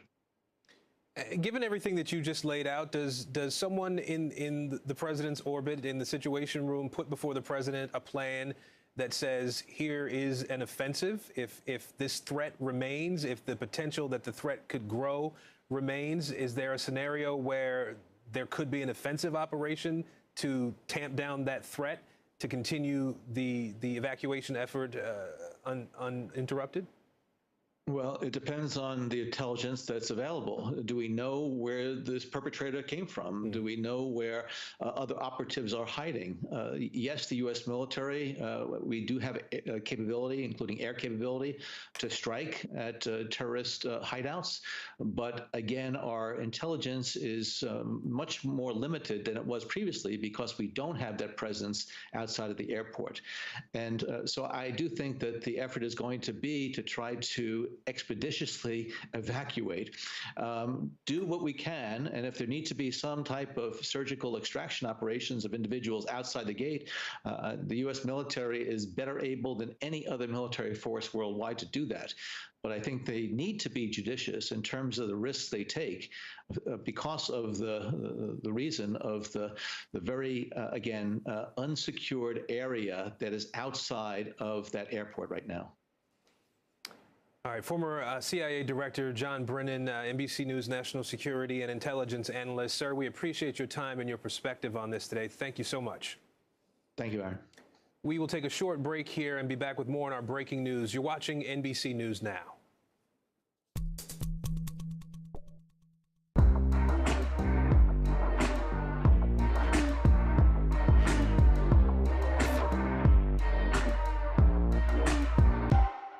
A suspicious friend, an elusive killer, a mysterious mom, and an actress with a deadly secret. Dateline's chart-topping podcast series available now. Catch up with a true crime original. Let's go. This is a critical choke point for this fire.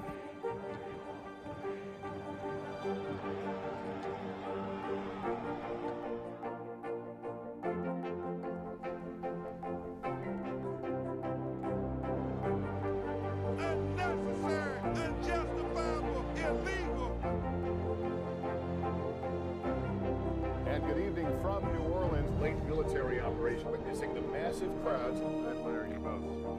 Nice to really spend some time with you. Appreciate it.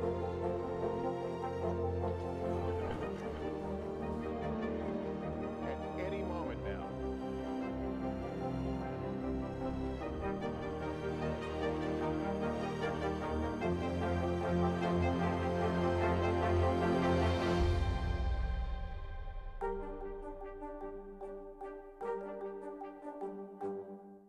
Right now on NBC News Now. We begin with one giant leap forward in the space race. Bezos making it very clear this is the first step of many to come. Speaking out against laws that they feel would make it harder for Texas voters to cast their ballot. The issue here is not that vaccines aren't available. They say the issue is that people are choosing not to get vaccinated. We have a team of correspondents covering this breaking story for us today. This is NBC News Now, streaming free 24/7. For breaking news in our changing world, download the NBC News app. The Meet the Press Chuck Toddcast, free wherever you get your podcasts. Nearly a dozen hours after the eye roared ashore. There is some late-breaking news. All right, it just is.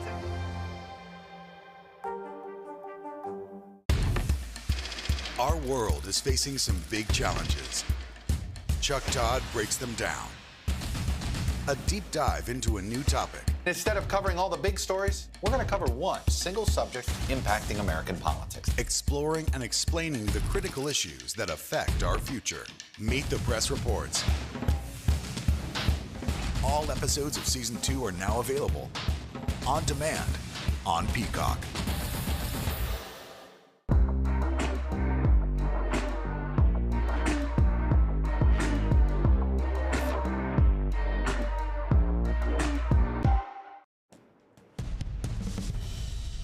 If you're just joining us now, we are following breaking news out of Afghanistan today. There have been 2 explosions in Kabul, one outside Kabul's international airport and one at the nearby Baron Hotel.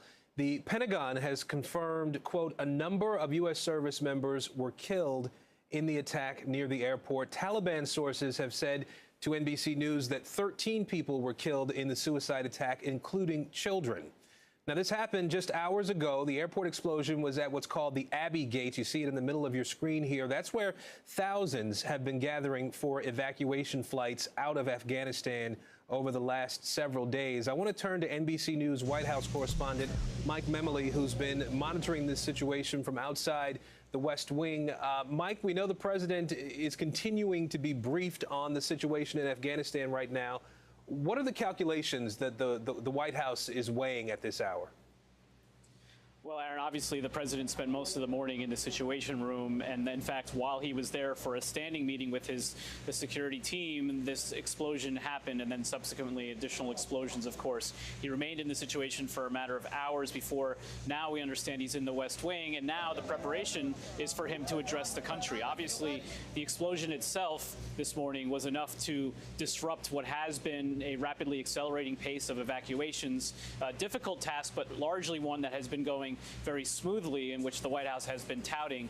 But clearly, this kind of tragic loss of life of those service members that the president, including, had to call in additional numbers to help secure the airport, to help facilitate these evacuations, is a moment that demands the president speaking directly to the American people. And so among the things that are likely happening at this stage are obviously the president working with his team to prepare those remarks, but also one factor is whether the president would be attempting to reach family members to be able to speak to the relatives of those who sadly have perished this morning in order to speak directly with them. Now, we certainly, of course, have learned of this because of the announcement from the Pentagon press secretary. What our expectation is would be the next thing we see at the White House here would be from the president himself, and then to hear additionally from other White House officials as the day proceeds. A reminder that the president was supposed to today have a very significant meeting with a foreign ally, with the Israeli Prime Minister Naftali Bennett. That has at the very least been postponed indefinitely today, if not outright for another day. We also expected to hear from the president initially in a conversation with governors from around the country who have expressed willingness to accept significant numbers of Afghan evacuees, refugees into their states. Obviously, that has become a very political issue in some corners. And so that was an opportunity for the president to highlight potentially one of the more humanitarian successes of this moment in time, but clearly a significant setback for the president's efforts to safely evacuate Americans at this stage. The other significant question, of course, at this stage, Aaron, is what does this mean for that August 31st deadline? Does this mean, in fact, efforts would be accelerated even further to try to extract as many Americans who remain, others as quickly as possible before this? Because we know that the threat of an ISIS-K attack on the Americans and the perimeter there was one that had been monitored very closely. Jen Psaki, the White House press secretary, at her briefing yesterday said that was at the front of the president's mind in trying to do this as quickly and safely as possible. And so clearly the president had asked for contingencies from his national security team. If in the case of any disruption, he was briefed on those contingencies yesterday, and now it's a matter of deciding what are the next steps, both to make sure those Americans that remain are safe in this moment. We know that there have been calls for Americans who were heading to the airport or at the airport to leave that location, obviously, which has become a target. But then what is the opportunity to evacuate them further, as we're now only days away from that August 31st deadline, Aaron? Mike, I do want to ask you, since you referenced the refugees that we have been reporting on all week long, obviously, you know, if there are 90-some-odd thousand people who've been evacuated, as we know, from Afghanistan at this point, and the overwhelming majority of them would appear to be refugees, as the number of Americans has been in just a couple thousand. This resettlement effort, we know some folks have landed at different parts in the country here. We've seen flights come into Dulles Airport in Virginia. This effort to get these refugees settled in the U.S., where does the administration stand now on that effort, outside of just having a conversation to thank governors? How is that effort going to be rolled out over the days and weeks to come, even as this evacuation operation is continuing? Well, there are certainly two separate categories here of Afghans who are being evacuated from Afghanistan. You have a small number of those SIV, those special immigrant visa applicants who are either completed the process but who had remained on the ground there until the past week with the fall of Kabul, or those who remained in the process of seeing their applications through to approval. That is one narrow category in which there is a determined process in place for what would happen when they reach American shores. Obviously, a level of approval and scrutiny has gone into their backgrounds that make it easier for them to sort of enter American life, as it were. You have this now much larger, significantly. Remember, we were talking about numbers approaching 100,000 individuals being evacuated from Afghanistan over the past week and a half at this point. What the administration has referred to as these interim locations, where most of them have gone outside of the U.S., they're called lily pads. Some of this is Doha, Qatar. We know Ramstein Air Force Base, other air bases in Europe and throughout Asia. So there is a screening process that now is underway for those who are at those so-called lily pad locations who have been evacuated from Afghanistan. The White House has emphasized that there is a level of screening that no Afghan or other foreign national will come to the U.S. without going through some form of a background check. But you mentioned we've already seen some arriving at military bases within the U.S., among them in Virginia, New Jersey, among others. And so that has been a significant effort now underway to begin and accelerate the screening process for them, because there is a real concern, as we've seen significant numbers, tens of thousands, especially in those early days. They were literally just trying to put people on planes as quickly as they can. Now the task of identifying who they are, what kind of claim for asylum or refugee status do they have, and are there other locations outside of the U.S.? Remember, some of our international partners have also expressed a willingness to accept them into their countries as well. And so there's concern, though. Europe remembers this well. European leaders remember the Syrian refugee crisis, as a result of ISIS in 2014, led to a significant migrant surge that Europe was really at the doorstep of, and that created significant domestic political problems for a number of European allied governments that they are trying to avoid. And of course, we've already seen some of the former President Donald Trump, some of his allies, stoking some of the fears of what it would mean to incorporate so many of these refugees into America at this stage. But again, the U.S. officials, the Biden administration, stressing that there is a significant application and background check process that would happen before anyone would be released into the country. All right, Mike Memoli at the White House for us today. Mike, we appreciate your reporting on this. Thank you.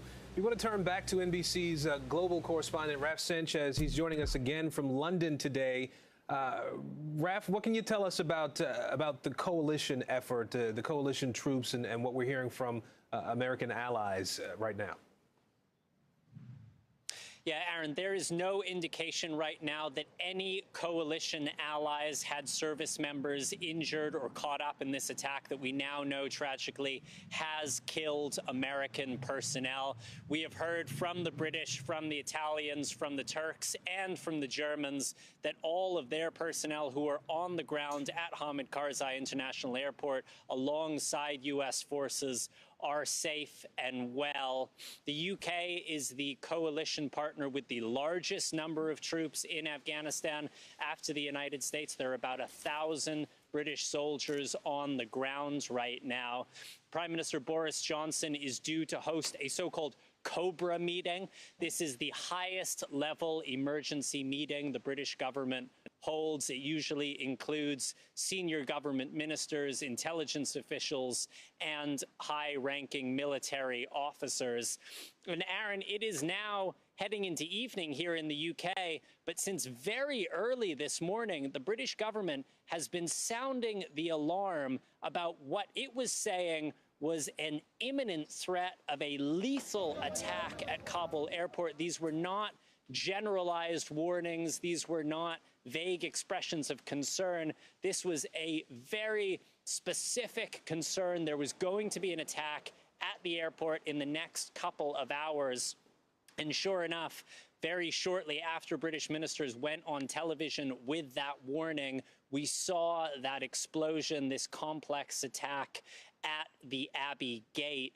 Now, the G7 allies tried and failed earlier this week to convince President Biden to keep U.S. forces in Afghanistan beyond August 31st. That would give them more time to evacuate their own citizens as well as the Afghans who served alongside their forces.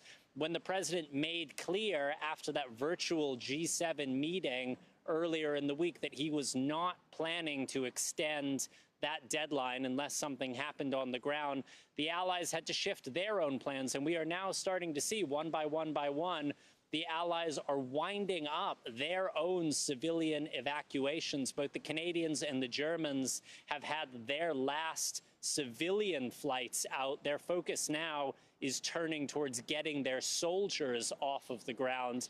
And the British Prime Minister saying earlier that he is beginning to look at what he calls the next phase of this evacuation beyond August 31, the point at which there are no longer Western forces on the ground, but what he and other allied leaders hope will be a period where they will exert diplomatic and political pressure on the Taliban to make sure that Afghans who want to leave the country are still able to, despite the lack of any Western military presence. Now, the Taliban have said that they are open to that. They are reluctant. They are concerned about what they see as effectively a brain drain in their country, that many of the most educated, most qualified people, the kind of people you need to run a government, are looking to get to the airport and get out.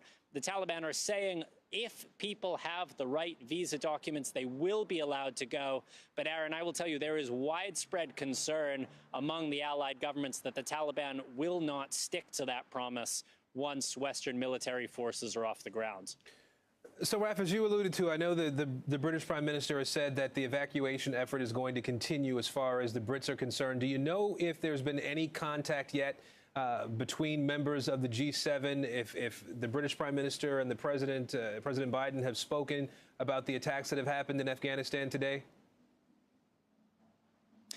We are not yet aware of any calls that President Biden has made. It would not be surprising if behind the scenes now at the White House, as they are preparing the public response, if the president were to coordinate with allies. We do know that the president and the prime minister have spoken a number of times since the fall of Kabul. We have heard from a number of world leaders on this side of the Atlantic. President Macron of France was in Ireland earlier, making a state visit.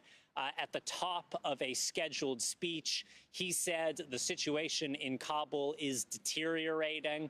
We also heard from German Chancellor Angela Merkel, who condemned what she called a cowardly attack in Kabul. She has actually moved around her schedule. She was due to be visiting Israel in the upcoming period. That trip has now been called off, in the same way that we are seeing President Biden's schedule today being completely rescheduled. He was supposed to be meeting with the Israeli Prime Minister at the Oval Office. That meeting, at minimum, has been delayed. We don't know yet if it is going to go ahead at all. But Aaron, I will tell you, there is a lot of concern in European capitals that what was already a very chaotic withdrawal for the Western militaries has now become a deadly one. Aaron?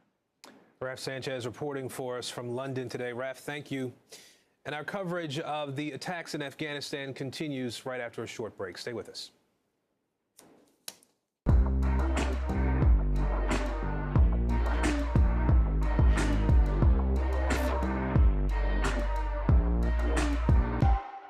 A suspicious friend, an elusive killer, a mysterious mom, and an actress with a deadly secret. Dateline's chart-topping podcast series available now. Catch up with a true crime original. Let's go. This is a critical choke point for this fire.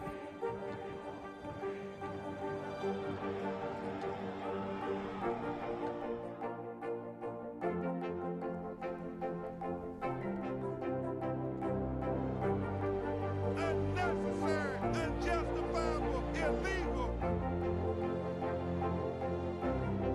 And good evening from New Orleans. Late military operation witnessing the massive crowds. I admire you both. Nice to really spend some time with you. Appreciate it.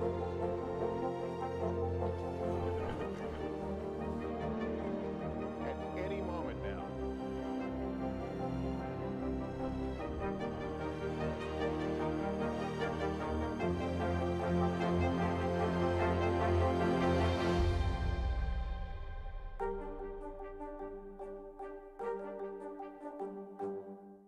Right now on NBC News Now. We begin with one giant leap forward in the space race. Bezos making it very clear this is the first step of many to come. Speaking out against laws that they feel would make it harder for Texas voters to cast their ballot. The issue here is not that vaccines aren't available. They say the issue is that people are choosing not to get vaccinated. We have a team of correspondents covering this breaking story for us today. This is NBC News Now, streaming free 24/7. For breaking news in our changing world, download the NBC News app. The Meet the Press Chuck Toddcast, free wherever you get your podcasts. Nearly a dozen hours after the eye roared ashore. There is some late breaking news. All right, in this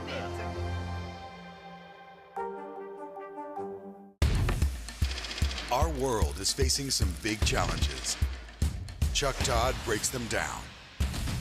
A deep dive into a new topic. Instead of covering all the big stories, we're going to cover one single subject impacting American politics. Exploring and explaining the critical issues that affect our future. Meet the Press Reports. All episodes of Season 2 are now available on demand on Peacock.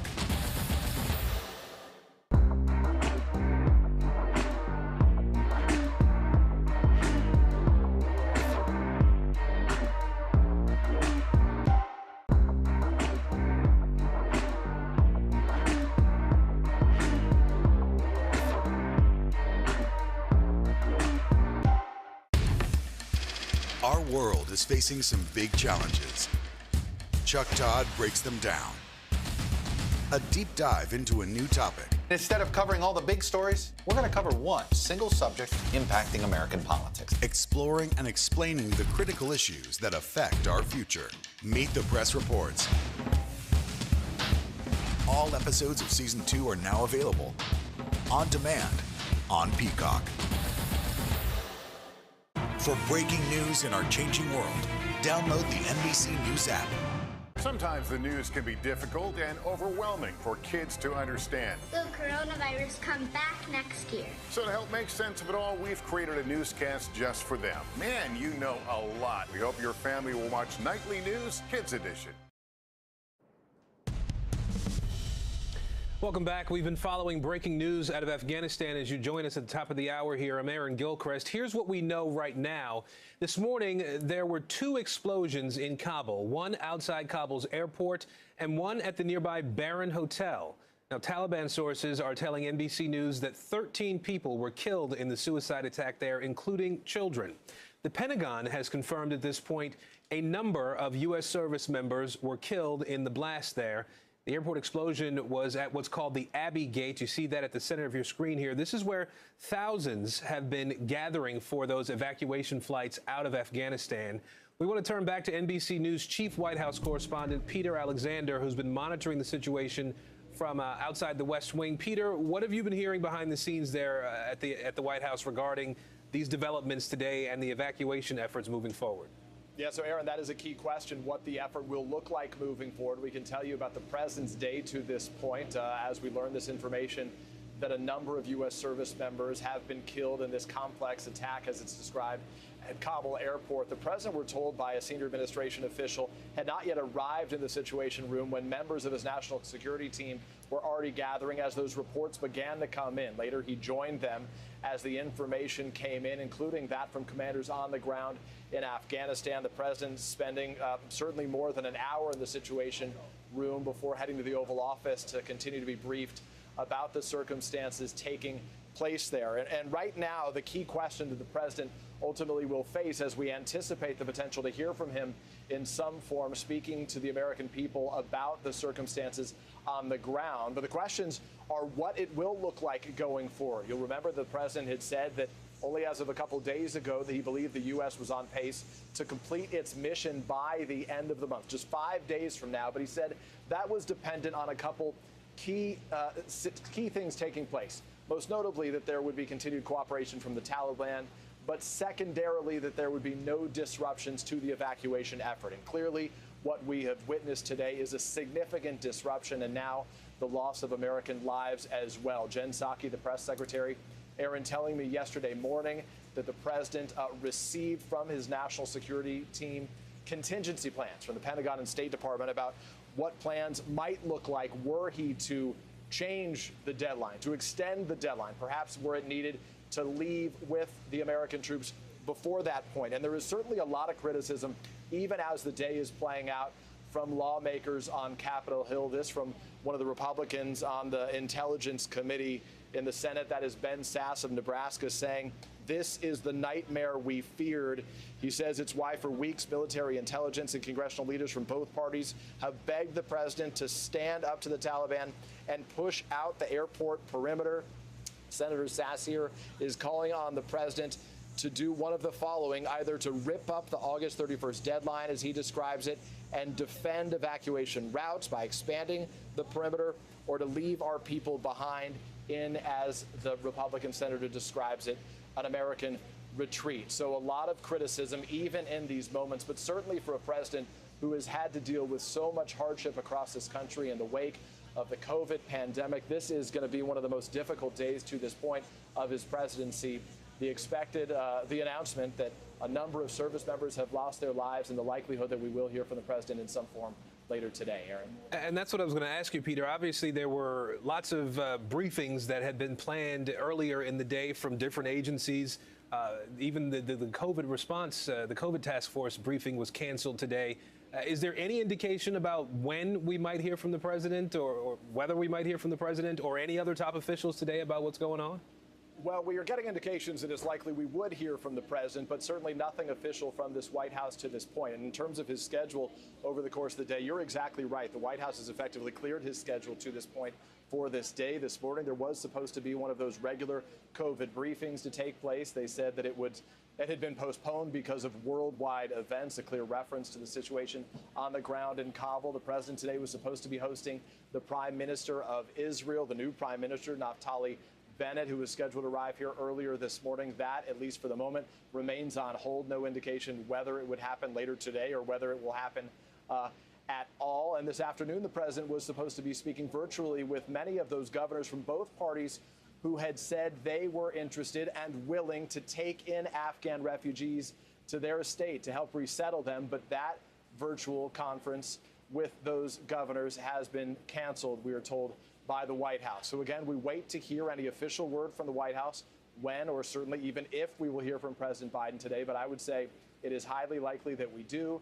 And it's likely after that fact we'll have an opportunity, if not to press the president on some of the outstanding questions right now, certainly to press those questions to the press secretary, Jen Psaki, later this afternoon, Aaron. Well, we will be watching and waiting with you, Peter. Peter Alexander for us, Chief White House correspondent for NBC News. Peter, thank you. I want to bring in NBC News foreign correspondent Matt Bradley now. He is at Ramstein Air Base in Germany, where some of the evacuees have been taken.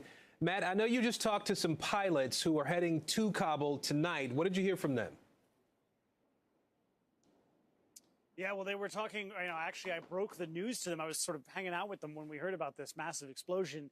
They said, honestly, Aaron, they weren't that surprised. And they said that, this is something that they had been expecting. It wasn't something that really caught them off guard, and they didn't seem particularly frightened because, of course, this mission was always dangerous. And they mentioned that they do what they call a tactical landing. And this is something essentially like a corkscrew, which is how planes used to land in Baghdad airport when that airport used to be surrounded by militants who were taking pot shots at planes who were landing or taking off. It's going to be a similar kind of thing here. So this is just going to heighten the tension around the airport. And it just goes to show that the longer that the U.S. keeps a footprint at Kabul International Airport, the more vulnerable they are to attacks just like this one. It's possible that we could see more and more of this kind of thing happening because attacks like this expose vulnerabilities and allow for copycat operations, especially when they manage to achieve the political goals that people like ISIS-K had been trying to do. It opens the way for other actors and for other groups affiliated or part of ISIS-K to simply do the same thing. So this is something that it looks like it's adding to this imperative that the U.S. needs to get out as soon as possible. Aaron? So, Matt, as you were talking to those pilots, I'm curious. I know you said they're accustomed to having to sort of modify things to make safe landings and takeoffs in environments like this. Are they concerned at all about going into Afghanistan at this point after we know these explosions have happened? And is there any talk, any indication that the flights that are taking off from Afghanistan might be suspended or in some way modified as a result of what's happened today? Well, in the past week, we've seen suspensions of flights in the past. This isn't new. So it's quite possible that we'll see a suspension as well. So they didn't seem like they were expecting this to be interrupted. But then again, this was, as I told you, Aaron, this was like the moment I told them this, the moment that this had occurred, the moment that the news had broken. So this was fresh news, and they hadn't received any information or orders about their next move. So, this is, it's interesting, Aaron. These men are reservists. They're normally flying around domestic flights for commercial companies in the States. when they heard about this evacuation effort. They raised their hands with their local military units and said, we want to be part of this, and they were eager to become a part of this. So they're gung-ho. They're up for it, and they know the dangers. The dangers have really spelled themselves out for everybody in a very vivid and lethal way. So I'm sure that hits home for them. But if they were worried, if they were nervous, they didn't reveal it to me. I noted that you've been there at Ramstein for several days now. This is where many evacuees have been taken. You've had a chance to talk to a lot of them as well. What can you tell us about sort of a synthesis of all you've heard about their experiences over the last couple of days here? It's a good question, Aaron. One of the things that they keep saying is, how grateful they are to be in Germany, to be out of Afghanistan. A lot of them didn't necessarily have a lot of nice words to say about the U.S., even though the Americans were the ones who had operated this effort to extract them and their families. Of course, they were very resentful. A lot of them were publicly angry at the U.S. One young man I spoke with today, he was just so grateful that he was in Germany. When I asked him specifically, how do you feel about the American government? He said, I don't want to say anything about this because I want to be welcome in my new home in America. I don't want to have anger. I don't want to express my anger.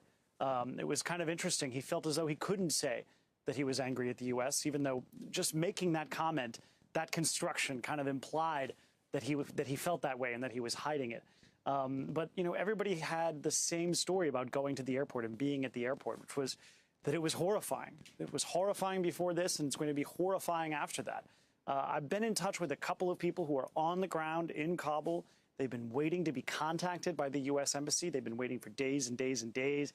As this deadline of August 31st approaches, they haven't heard anything. And now that there was this lethal explosion at the airport, granted one that we had known about for a week, that this has been going on for a while, now they're more terrified than ever. And they're starting to give up hope that they'll ever be able to get out, at least not with the assistance of foreign forces. Maybe they're starting to explore the option of possibly trying to get out under Taliban rule once the Taliban takes over the airport, just hoping that airport functions and then they can book a flight. But as we've heard from our own reporting at NBC, the Taliban is reluctant to let out skilled people. And the woman that I was speaking to, a very young woman, highly educated, fluent English speaker, she is rightfully concerned that she's going to be among the people that the Taliban is going to be preventing from leaving in the name of preventing that brain drain of talented people leaving Kabul. Aaron?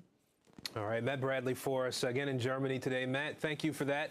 I want to bring in NBC News national security contributor Clint Watts now. He joins us again to help us get a better understanding of what may be happening on the ground, both in Afghanistan and in Washington, as the president and his team are having to figure out next steps in dealing with both the security situation and the evacuation situation on the ground. Clint, as more information has come out, as we've learned, and I say more, but very little, but more information has come out in the last several hours, and we've learned about the deaths of some American service members. What's the conversation you would imagine is happening at this point to try to get a handle on the security situation in Afghanistan, and how much you imagine that would be executed at this point? I think for the most part, they're trying to maintain their sensors inside those terrorist networks that pulled off today's bombing. They want to make sure they're aware of any other potential bombings that might be emerging. Separately, they're also trying to understand if they can up the pace, essentially restore the pace of the evacuations. With such a short timeline, they don't want any bumps in the road. They want to be able to quickly push forward, get people out of the country, and most importantly, get their own U.S. military personnel out. Based on just the injuries that were there today and now the casualties to the U.S. military, they're short personnel. And at the same time, they're trying to quickly process people and create an extraction plan. So this is a super complex environment. They want to stay on schedule and stay on pace. At the same point, each day you're going to see these terrorist groups start to plan and plot and possibly execute more terrorist attacks to try and disrupt operations at the airport. Given that reality that there's the threat that things will escalate from here, obviously we've seen these two attacks and they've been awful and the number of people who have been hurt, we will find out in the hours and days to come. But given the fact that the threat potential could be increasing, as you say, as long as there are foreign forces on the ground there, what's the what would you imagine is the conversation that's being had on the ground, outside of what's going on in the Situation Room or in the Oval Office? If there are assets on the ground, both military, covert assets potentially, what's the conversation that needs to be had there in order of ramping up the safety profile of the American situation, the foreign ally situation on the ground as well? Well, what does seem to be a somewhat positive signal amidst, amidst such a tragedy today is that they did have forewarning of this. It seems like they did put out intelligence bulletins. They started sending out warnings to Americans to stay away from the gates. So that suggests that either they or their allied partners have some sort of intelligence about what's going on inside Afghanistan. The problem is U.S. military no longer controls really outside of the airport. They don't have that sort of extended perimeter, which means it's very hard for them to detect, very hard for them to mitigate or defend against every potential threat. Just like today, they had a small number of troops, it sounds like, that were out at this choke point of people around the airport. They had already sent out warnings. But this is not a fixed installation. You might think of Bagram Air Force Base, or during the Iraq War days, several airports and air bases there where they had static defenses and they built up all their capabilities. That's not the case at this airport right now. They have literally a skeleton crew that's trying to out-process all of these refugees, all of these American citizens. You have them trying to defend the perimeter. You have them trying to negotiate and work with the Taliban, which also has an imperfect picture of the security situation in town. There's so many vulnerabilities that likely what they're trying to do is make sure they stay on track for 5 more days on the ground and safely extract not just everybody that's there, but all the remaining U.S. military personnel that are at that airfield as well.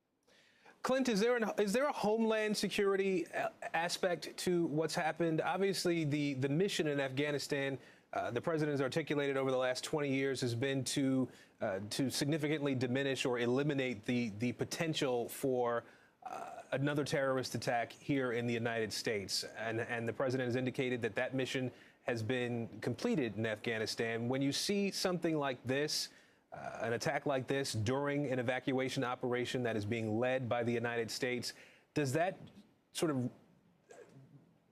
trigger any alarms or set off any bells around homeland security, around what could happen here in the U.S.?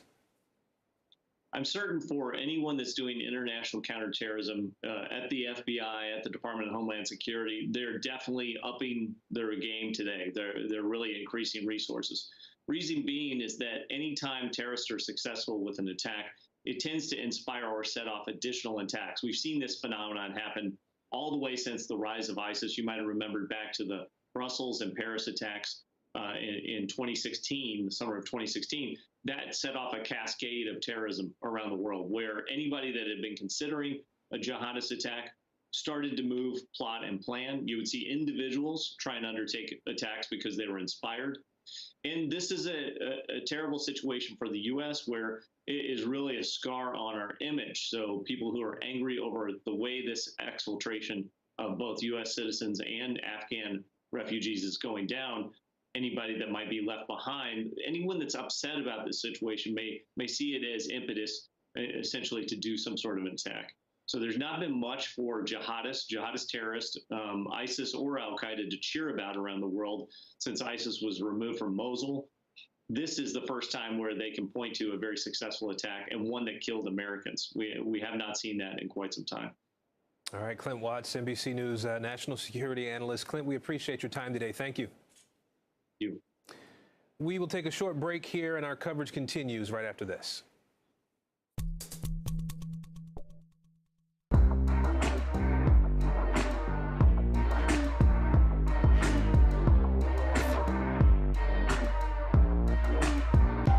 Sometimes the news can be difficult and overwhelming for kids to understand. Will coronavirus come back next year? So to help make sense of it all, we've created a newscast just for them. Man, you know a lot. We hope your family will watch Nightly News Kids Edition. A suspicious friend, an elusive killer, a mysterious mom, and an actress with a deadly secret.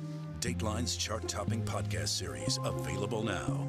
Catch up with a true crime original.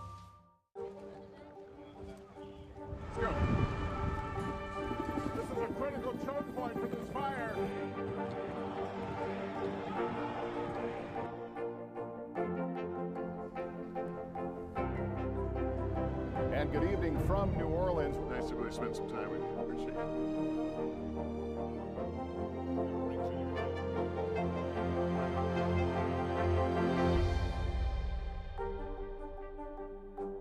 Today is now a podcast. We have what you need to start your day, and it's available every day. Your daily dose of news and interviews. Listen now wherever you get your podcasts.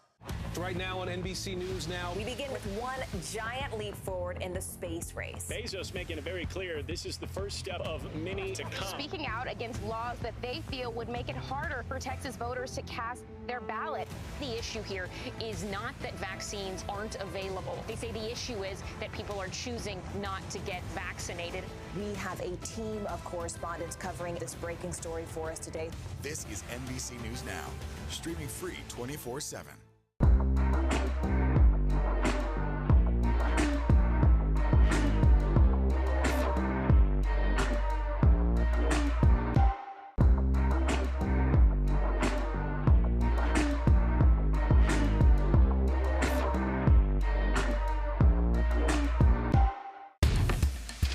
Our world is facing some big challenges. Chuck Todd breaks them down. A deep dive into a new topic. Instead of covering all the big stories, we're going to cover one single subject impacting American politics. Exploring and explaining the critical issues that affect our future. Meet the Press Reports.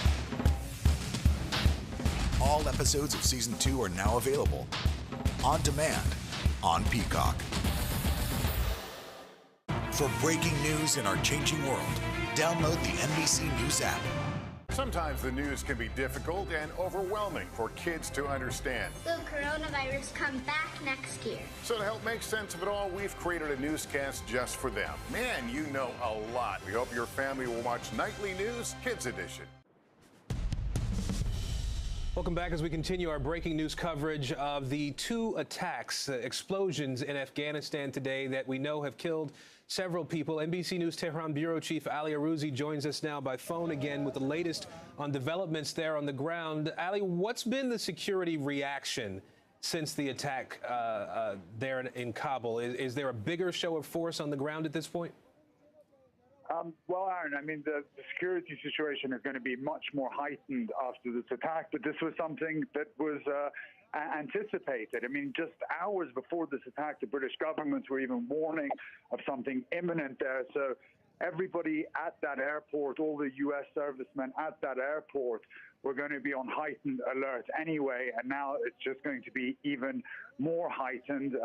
Because there is obviously a risk of this happening again. That fits the pattern of groups like ISIS-K and other jihadists that operate in this manner, to strike one after another when the opportunity is ripe. So it's a very, very dangerous and delicate situation right now, with many layers of complication. There's not only the Taliban that are a very unreliable partner, but just that underscores how precarious the situation is there for U.S. servicemen if you're also relying on the Taliban to give you an additional layer of security.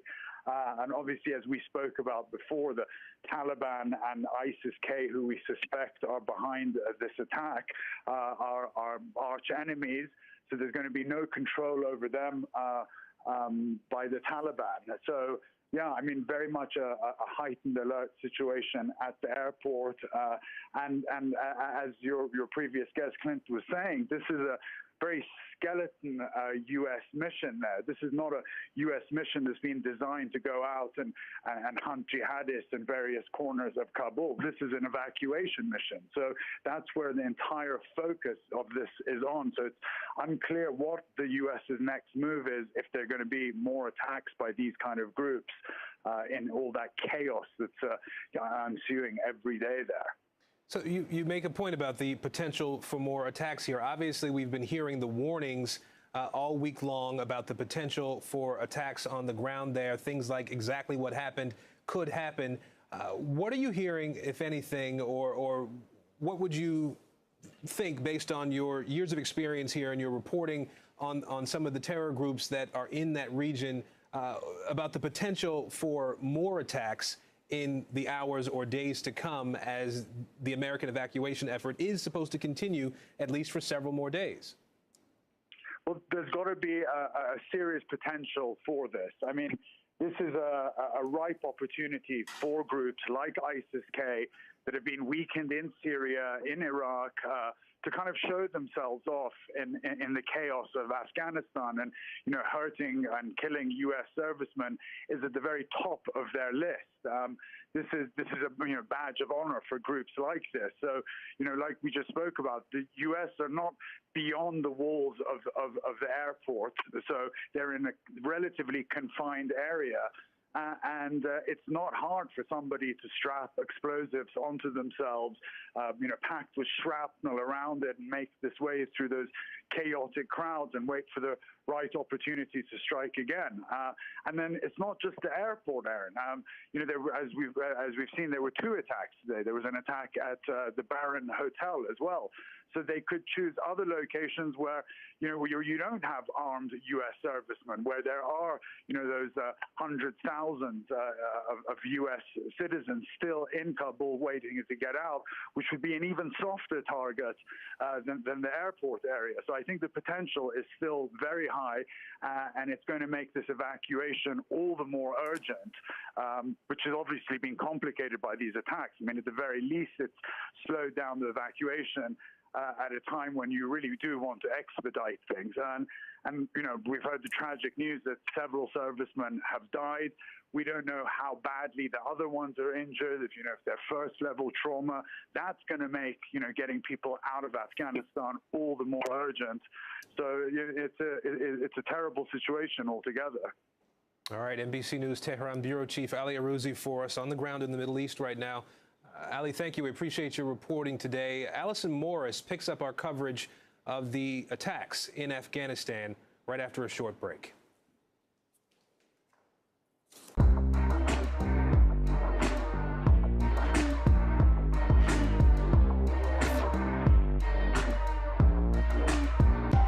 Sometimes the news can be difficult and overwhelming for kids to understand. Will coronavirus come back next year? So to help make sense of it all, we've created a newscast just for them. Man, you know a lot. We hope your family will watch Nightly News Kids Edition.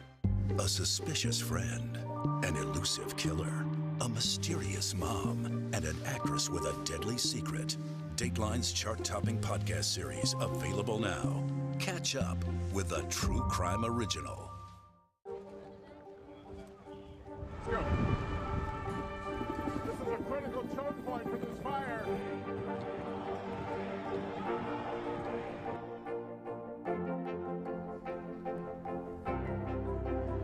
And good evening from New Orleans. Nice to really spend some time with you. Appreciate it.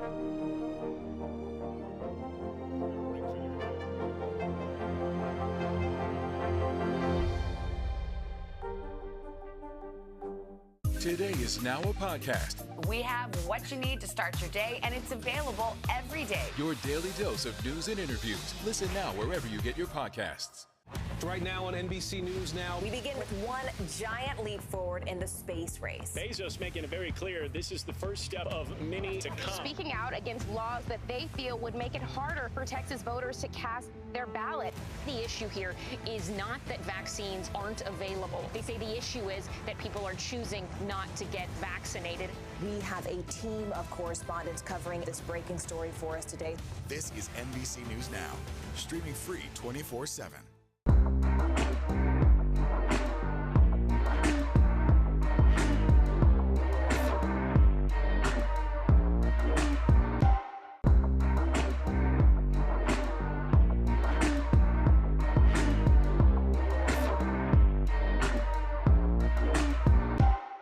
A suspicious friend, an elusive killer, a mysterious mom, and an actress with a deadly secret. Dateline's chart-topping podcast series available now. Catch up with a true crime original. Let's go. This is a critical choke point for this fire.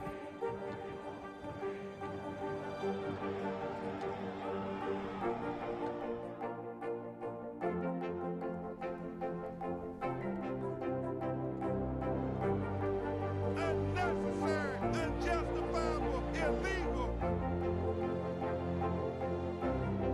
And good evening from New Orleans. Late military operation witnessing the massive crowds. I admire you both. Nice to really spend some time with you. Appreciate it.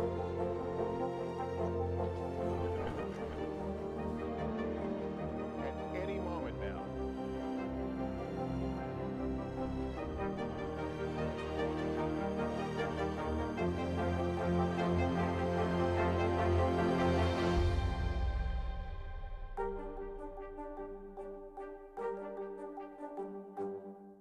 Right now on NBC News Now. We begin with one giant leap forward in the space race. Bezos making it very clear this is the first step of many to come. Speaking out against laws that they feel would make it harder for Texas voters to cast their ballot.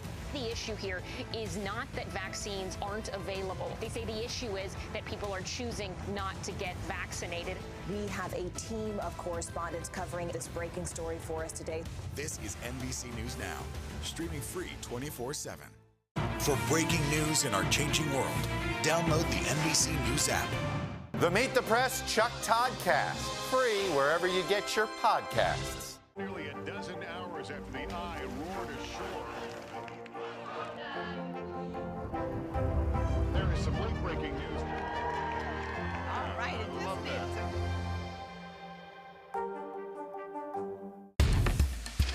Our world is facing some big challenges. Chuck Todd breaks them down. A deep dive into a new topic. Instead of covering all the big stories, we're going to cover one single subject impacting American politics. Exploring and explaining the critical issues that affect our future. Meet the Press Reports. All episodes of Season 2 are now available on demand on Peacock.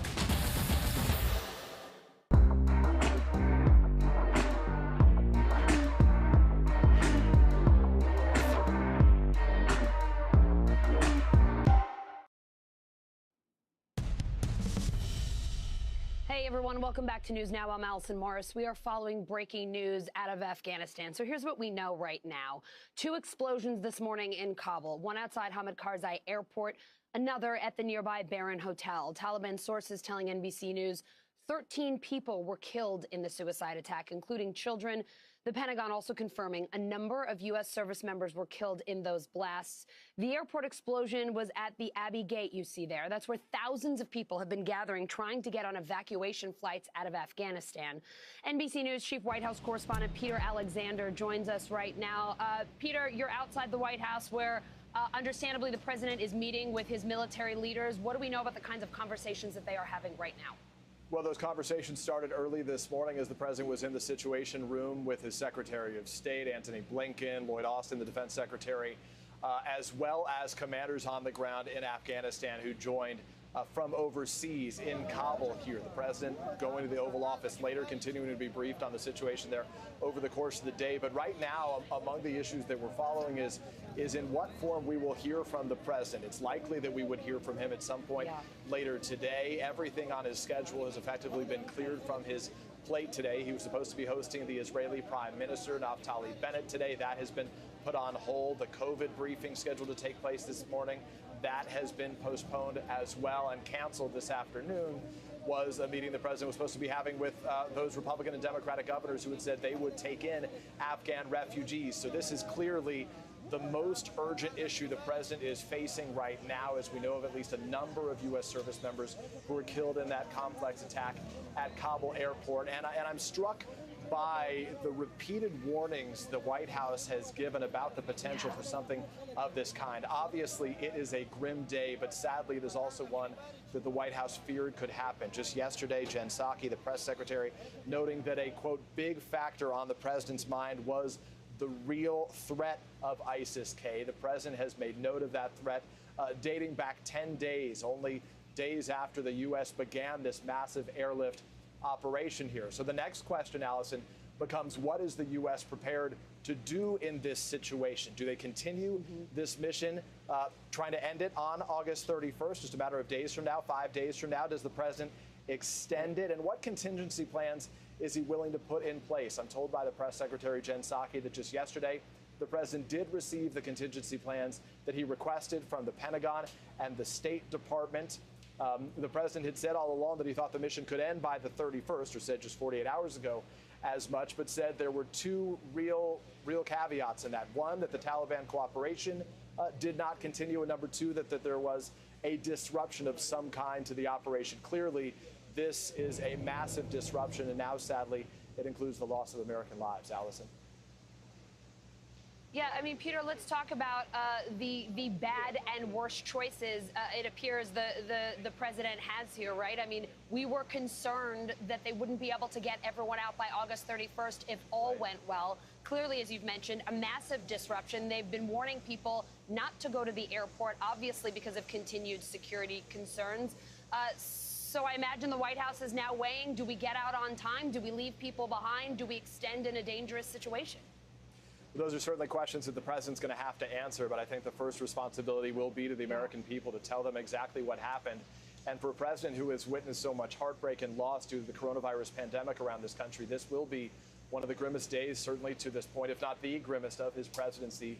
The loss of at least a number of U.S. service members, unclear exactly what that number is at this point. We await some word on that from either the Pentagon or from the White House over the course of the day. So first, those responsibilities as president, just to express empathy to the loss suffered by so many families who are already grieving, certainly, and then to make decisions about what to do about those Americans and American families who are trying to get loved ones out of that country. You'll remember the Secretary of State, Tony Blinken, just yesterday estimated roughly 1,500 Americans were believed still to be on the ground in Afghanistan. They said they had been in touch with about 500 of them who they had given instructions to about how they would get to the airport in some form or how they should try to do so. But the other 1,000, they say they have not had contact with. So the question is how many Americans who want to leave are still remaining there at this time, to say nothing of likely the tens of thousands of Afghan allies, vulnerable Afghans who still want to leave the country. The White House yesterday, and I pressed the press secretary on this,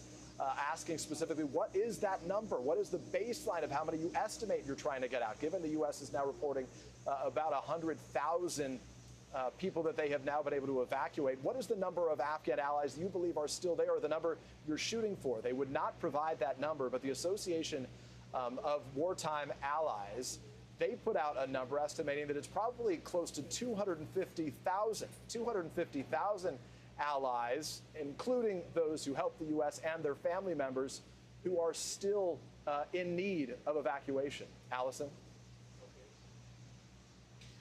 Peter, I imagine the answer is that you don't have more information, but I just have to ask, do we know anything more about the service members killed in this attack?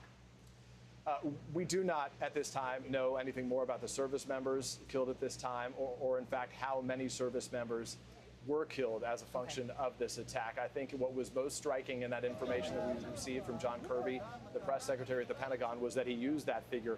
A number of U.S. service members were killed, which means, frankly and likely for the United States right now, that number, they may still trying to be getting their fingers on exactly what that toll is at this point, even as it remains a dynamic situation in what was already a very tense and dangerous circumstance on the ground outside the Kabul airport. Peter, before we let you go, if we just talk for a moment sort of about the international pressure and reaction here as well. You mentioned there was supposed to be the Israeli bilat today. That was postponed because of what's going on. We know that the president has been under pressure from the G7, from other allies of ours around the world to handle this situation, to somehow contain the chaos that we're seeing here and try to meet a moral obligation in Afghanistan. Are we hearing any reaction, response from that international community today? So that's a good question. And to this point, at least to the best of my awareness, we haven't heard anything specific from those foreign leaders on what's happened on the ground here. We did hear from the United Kingdom, from the UK, saying that none of its service members were among those killed earlier today. We know that Boris Johnson, who was among the G7 leaders who the president conferred with via virtual meeting earlier this week, had been pressuring the president, calling for the U.S. to extend the mission to allow them to get their own nationals out, as well as those Afghan allies they were hoping to get out as well. The president then coming before the Americans and saying that, in effect, he was sticking with the deadline, that the deadline remained August 31st, with the caveat, of course, that the Taliban cooperation concluded, or that there was a major disruption. Now, clearly, everything has changed. And so the question is, as a function of everything on the ground changing, what does that mean for the decision-making back here? Peter, thank you so much for spending so much time with us. I know you've been working hard trying to get information from the administration and from the White House. Thank you for sharing everything you've gathered so far. We very much appreciate it. All right, let's head over to Capitol Hill, where NBC News' Ali Vitale is standing by. Ali, we are waiting to see if we will hear from the president today. What are you hearing from lawmakers on Capitol Hill so far? Well, Alison, this all started very early this morning. House members were told by the State Department in an email that they shouldn't be directing their constituents to HKIA, the airport there, because of the turmoil on the ground. That then set in motion, of course, all of the events that we've seen throughout the day today, the tragic deaths that we're hearing unfolding, and lawmakers themselves. You have to remember, so many of them throughout the last few days have been hearing from their constituents. Several of these lawmakers are veterans themselves, some of whom served on the ground in Afghanistan. They have their own contacts and sources there who they have been trying to help get out. This is so deeply personal for so many of these members. And we're starting to see now reaction rolling in, some of it a little bit political in nature, all of it, though, deeply impassioned. For instance, I want to point your attention to something that Congresswoman Elise Stefanik said. She's the number 3 House Republican here. Remember, she sets the messaging for the Republican caucus. She said in a statement that this is a, quote, horrific national security and humanitarian disaster. She says it is solely the result of Biden's leadership, and says he is unfit to be commander-in-chief. Some other Republicans have echoed that sentiment. Similarly, a small number right now saying that Biden should resign. That is not an overwhelming chorus from Republicans, but it's definitely something that we're going to be keeping an eye on as this situation on the ground continues. The other reaction that I want to draw your attention to came just within the last few seconds before I came on the air with you. Congressman Brian Mast, a veteran who lost both legs serving on a tour in Afghanistan, underscoring again how personal this is. He said in a tweet that it's impossible to express my sorrow over these fallen warriors or to find a word that could alleviate the grief of their families or describe the rage I have towards those who chose to kill my brothers and President Biden who enabled them. Meanwhile, in leadership, House Minority Leader Kevin McCarthy saying Pelosi should bring back lawmakers for hearings on Afghanistan. That's a conversation that we were having with some veteran lawmakers on the Democratic side just a few days ago. We asked them about the idea of being able to come back here, push forward on infrastructure, but also move forward on hearings on Afghanistan. The overwhelming consensus from those members, people like Congresswoman Mikey Sherrill, as well as Jason Crow, who served on the ground in Afghanistan as well, they said that there would be time enough for that. Certainly those hearings are going to be coming. At the same time, though, the people who they would be briefed by are also the very people who are integral in figuring out this situation on the ground, from the White House, Department of Defense, other agencies like that. To them, they said that there's time that can wait for those hearings, something that Pelosi's office herself has reiterated, even as McCarthy calls for them to come back in session here. I would also note, though, that there is consistent communication coming from these top White House officials. For instance, Leader Schumer said that he spoke with the Pentagon chief earlier today. A lot, though, of thoughts and prayers being offered as more information continues to unfold from the situation on the ground in Kabul, Allison. Ali, I was just checking my Twitter to see if Speaker Pelosi had tweeted anything about this. Sign of the times, right? That's where we most often get our first bits of information. She has been tweeting throughout the day. Nothing on Afghanistan. I have to ask, for those of us who do not spend time on Capitol Hill and among Congress like you do, is there a standard operating procedure in terms of when Congress itself might get particular briefings, how and when they would reach out to congressional leaders here? I understand this is a situation unlike any other we've seen recently, but are there certain types of updates that we should be expecting in the next day or so?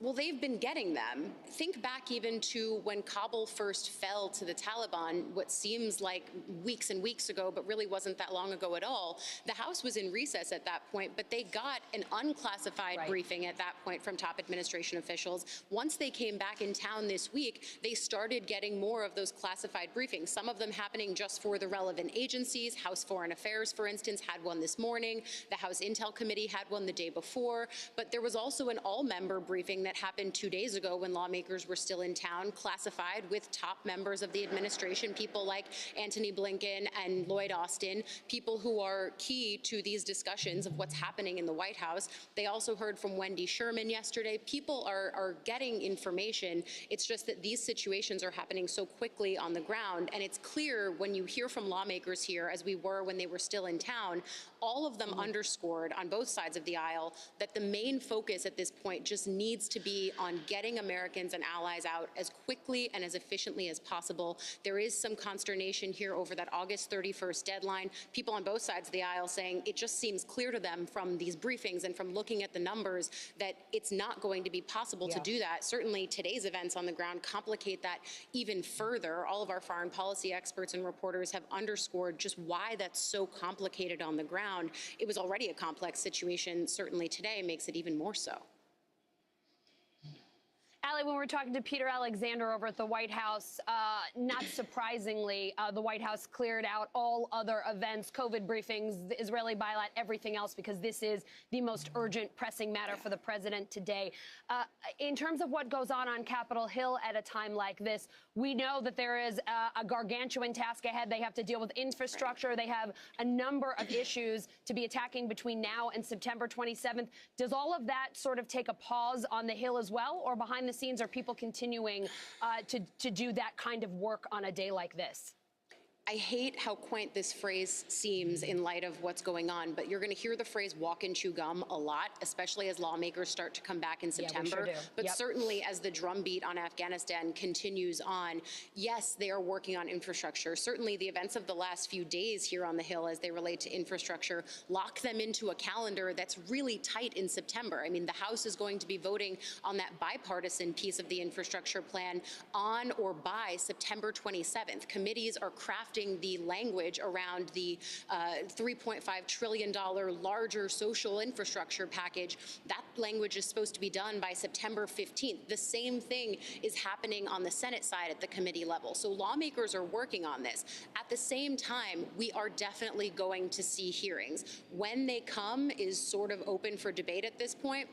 I imagine we're going to hear more from Republicans who want to make more hay of bringing the House back so that can be done sooner. What comes of that is sort of up in the air. I'm looking specifically right now at a tweet from Nancy Pelosi's spokesperson who says the minority leaders comments about needing to bring back the Congress for these kinds of hearings and things related to Afghanistan are unhelpful in a series of tweets. That's what he's saying in response. But certainly when they come back, which at this point is September 20th, we're going to see hearings. We're going to see people who are integral in this White House process and in the national security apparatus testifying before Congress. But certainly in the interim, those briefings and classified comments from officials to lawmakers are going to continue. All right, Ali Vitale on Capitol Hill. Thank you so much, my friend. You got it. NBC News national security contributor Clint Watts joining us now. Clint, thank you so much. You have been quite a contributor for us today throughout our rolling coverage. We appreciate you. I have to ask the question. You look at the video that we're seeing out of Afghanistan right now, a situation that was chaotic to begin with, and then you have these attacks today. We've got 5 days to go until that August 31st deadline, which as far as we know still stands for right now. How does the U.S. even begin the process of securing the airport, securing the area around the airport to try to get people out of there again, to try to resume these evacuations? Well, honestly, at the 5 days out mark, which is kind of where we're at right now, they're going to lose a significant amount of time for any remaining evacuees that they're trying to get out. I'm sure the airport is pretty locked down at this point. It's going to be difficult to bring many more people in, not just because of the security situation, but U.S. military capabilities have been degraded. They had several people wounded and killed. They have less people to man checkpoints in the outer perimeter. They're doing reaction to the incident that happened today, and there's one less gate. So when you think about the flow of U.S. citizens or refugees that are going to be evacuated, it's going to be really difficult to get them into that airport at this time. So I would imagine that the number of people being evacuated and leaving will go down, and they'll try and accelerate, actually, I think, their operations to remove U.S. military from there. Clint, we got several warnings from the White House, from within the administration, that there were concerns, that there were possible threats, and that they thought something like this could happen. We know here in the United States, when we hear things like that, potential terrorist threat, potential attack, that our police, our authorities go into lockdown. We know sort of the processes and things that happen in the U.S. What is it like trying to attempt to prepare for something like this, to prevent something like this, when you're in a foreign country like Afghanistan, amidst all the chaos that we've been seeing over the last week? It seems like a near impossible task for our military to have prevented something. It is. I mean, the intelligence was there. We knew this was coming. You know, they sent out warnings. They tried to reduce the presence, or essentially these choke points where they had lots of people amassed. But the bottom line is, this is not an area which the U.S. military is in control of anymore. We left there. We returned in a very chaotic scenario. We've seen the footage, you know, of U.S. military just trying to push out into the crowd and contain the crowds. This is a terrible circumstance to be in and try and defend that airport. At the same point, a lot of the tools that we might normally use for sort of base defense are not going to be there. We would set up major checkpoints. We'd have lots of procedures. You would see things like fencing, right, technological surveillance. That's just not there. So all of those attributes make it very tough to defend this location. And that's why we're seeing this tragedy today. Despite the warnings that were out there, we just don't have the defenses that we might have had at a place like Bagram Air Force Base when we were set up there just a few weeks ago. So I have to ask a question, because for some of our viewers, this might seem a little bit confusing, right? We've been talking so much about concerns with the Taliban. Would the Taliban let Afghan allies out of the country? Would they enable the United States to get Americans out of Afghanistan? Not to mention all the concerns about the Afghan people who would remain in the country. But now we're hearing about ISIS-K as potentially being responsible for the attacks we heard today. And some people might think, but wait a second, we were worried about the Taliban. What is it important for people to understand about the different factions, the different issues that are going on within this region? Yes, Afghanistan today is a chaotic stew of old forces such as the Taliban and new forces such as ISIS. A way to think about it is this. The Taliban and al-Qaeda are aligned. They have been ever since 2001. That's why Osama bin Laden set up al-Qaeda in Taliban territory as a safe haven. But separately, in the last 5 to 6 years, there's been a major splinter across the jihadist movement, where al-Qaeda is splintered into essentially two different segments, the other being the ISIS or Islamic State. When ISIS and the Islamic State was at its peak in 2015 to 2016, a branch was set up in Afghanistan called ISIS Khorasan. Khorasan essentially representing the territories of Afghanistan, Pakistan traditionally. And so that group, ISIS-K, is both against the United States. Generationally, they're younger, and they are also against the Taliban and the al-Qaeda strain of jihadists that are in Afghanistan. So for them, an attack against the U.S. here is also an attack against the Taliban. Remember, they want to malign us. They want to elevate their presence. ISIS hasn't had much to cheer about since they lost Mosul and they lost Iraq. This is one of their first major successes. This is also deaths of U.S. soldiers, which there's not been many attacks against them. And at the same point, ISIS will be fighting the Taliban after the U.S. leaves. They are rivals inside the country. Clint, you have been a valuable resource for us today. No doubt we'll be checking in with you again a little bit later. Thank you so much. Thank you. All right, NBC News terrorism analyst Evan Coleman joining us now. Evan, you've got over 15 years experience tracking terrorists. Just your initial impressions of the attack we saw today, your insights, your takeaways. Something to happen. And there's been some clues of that. Aside from the warnings from U.S. and British officials, there's been an odd silence from ISIS in Khorasan and ISIS in Afghanistan since about August 14th. The last attack they claimed was on August 14th, and it's weird because they've been claiming attacks on a daily or semi-daily basis. So for them to go silent for almost 2 weeks, it was an indication that something was up. You know, it happens that this kind of an attack is exactly up their alley. ISIS in Khorasan, ISIS in Afghanistan, they're not really into battlefield fighting. They're saboteurs, they're assassins, they're bombers. You may have heard that there have been some recent bus bombings across Afghanistan targeting Shiite Muslims. basically all of those bombings were ISIS, not the Taliban. The Taliban are actually trying to repair their relationship with Iran and with Shiites. So, these tragic bombings, they're kind of evidence of what ISIS strategy is, which is mayhem, carnage, murdering men, women, and children. And that's exactly what this is. And, they are looking to embarrass the Taliban. They're looking to embarrass the United States. This is a win-win for them. They have no boundaries. They're more radical than Al-Qaeda. They're more radical than the Taliban. They don't care. They don't have any rules. And they don't see that there's going to be any punishment. There's going to be any price to be paid here. The U.S. is leaving, and they're trying to contest, the control of Afghanistan with the Taliban. And they want to show people that they're bigger, they're stronger, they're tougher, and they're the ones that are going to win. And certainly for, anyone in Afghanistan who's opposed to the United States, if you look right now, ISIS may not be much of a competitor for the Taliban, but certainly they managed to achieve something here that the Taliban did not. Evan, I wish we could keep you longer, but I have to get going. We thank you so much for your insights today, and we'll certainly be checking in with you again as we try to understand exactly what's happened here. Your knowledge of the terrorist situation that is so foreign to so many of us, we're really grateful for it. Thank you so much for your time. And for our viewers at home, please stay with us. We're going to keep following breaking news from Afghanistan.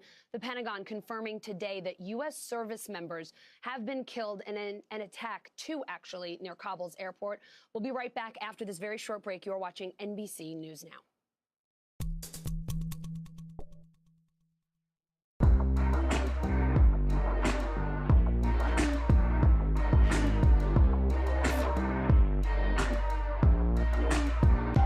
Sometimes the news can be difficult and overwhelming for kids to understand. Will coronavirus come back next year? So to help make sense of it all, we've created a newscast just for them. Man, you know a lot. We hope your family will watch Nightly News Kids Edition.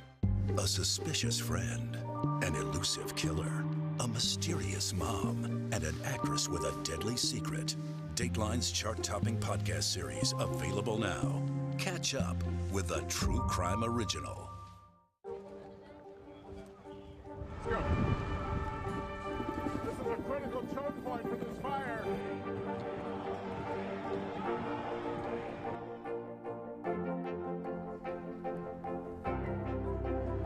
And good evening from New Orleans. Nice to really spend some time with you. Appreciate it.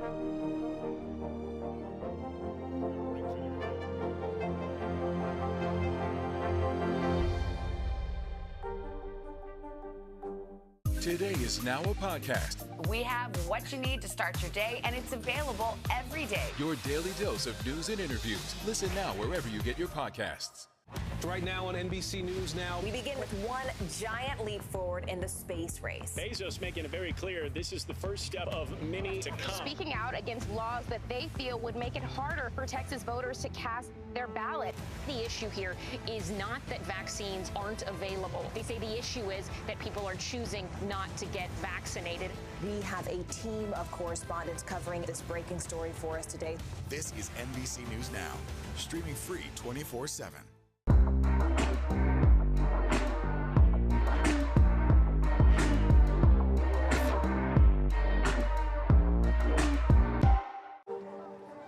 People really don't know what's going to happen. Nearly a dozen hours after the eye roared ashore. More good people than bad people, I know, right? 5 seconds. 4, 3. There is some late-breaking news 4 hours into the Iowa caucuses. All right, it just did too.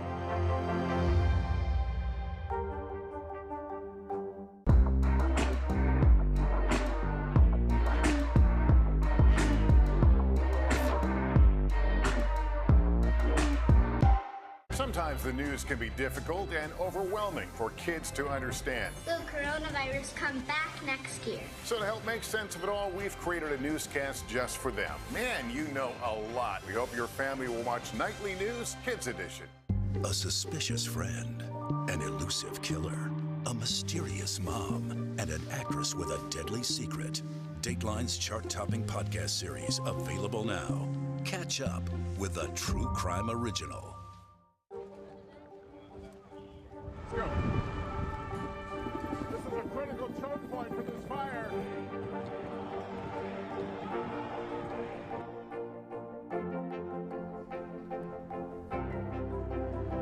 And good evening from New Orleans. Nice to really spend some time with you. Appreciate it.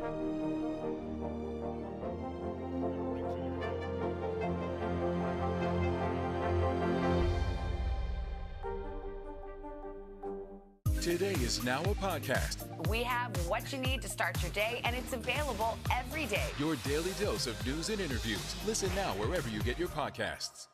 Right now on NBC News Now. We begin with one giant leap forward in the space race. Bezos making it very clear this is the first step of many to come. Speaking out against laws that they feel would make it harder for Texas voters to cast their ballot.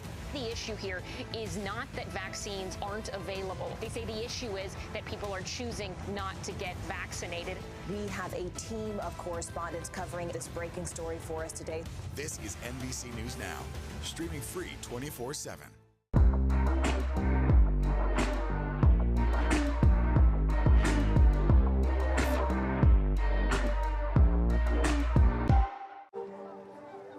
people really don't know what's going to happen. Nearly a dozen hours after the eye roared ashore. More good people than bad people, you know, right? 5 seconds. 4, 3. There is some late-breaking news 4 hours into the Iowa caucuses by the hand of everything. All right, it just did too.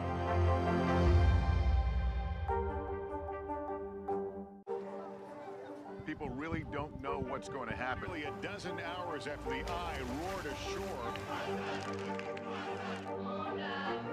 More good people than bad people, you know, right? 5 seconds. 4, 3. There is some late-breaking news 4 hours into the Iowa caucuses by the hand of everything. All right, it just did too.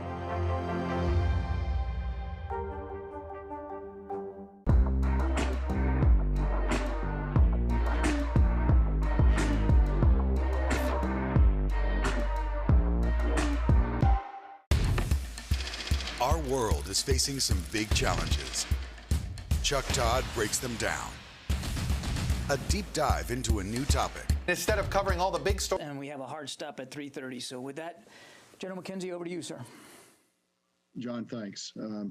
It's a hard day today. As you know, 2 suicide bombers assessed to have been ISIS fighters detonated in the vicinity of the Abbey Gate at Hamad Karzai International Airport and in the vicinity of the Baron Hotel, which is immediately adjacent. The attack on the Abbey Gate was followed by a number of ISIS gunmen who opened fire on civilians and military forces.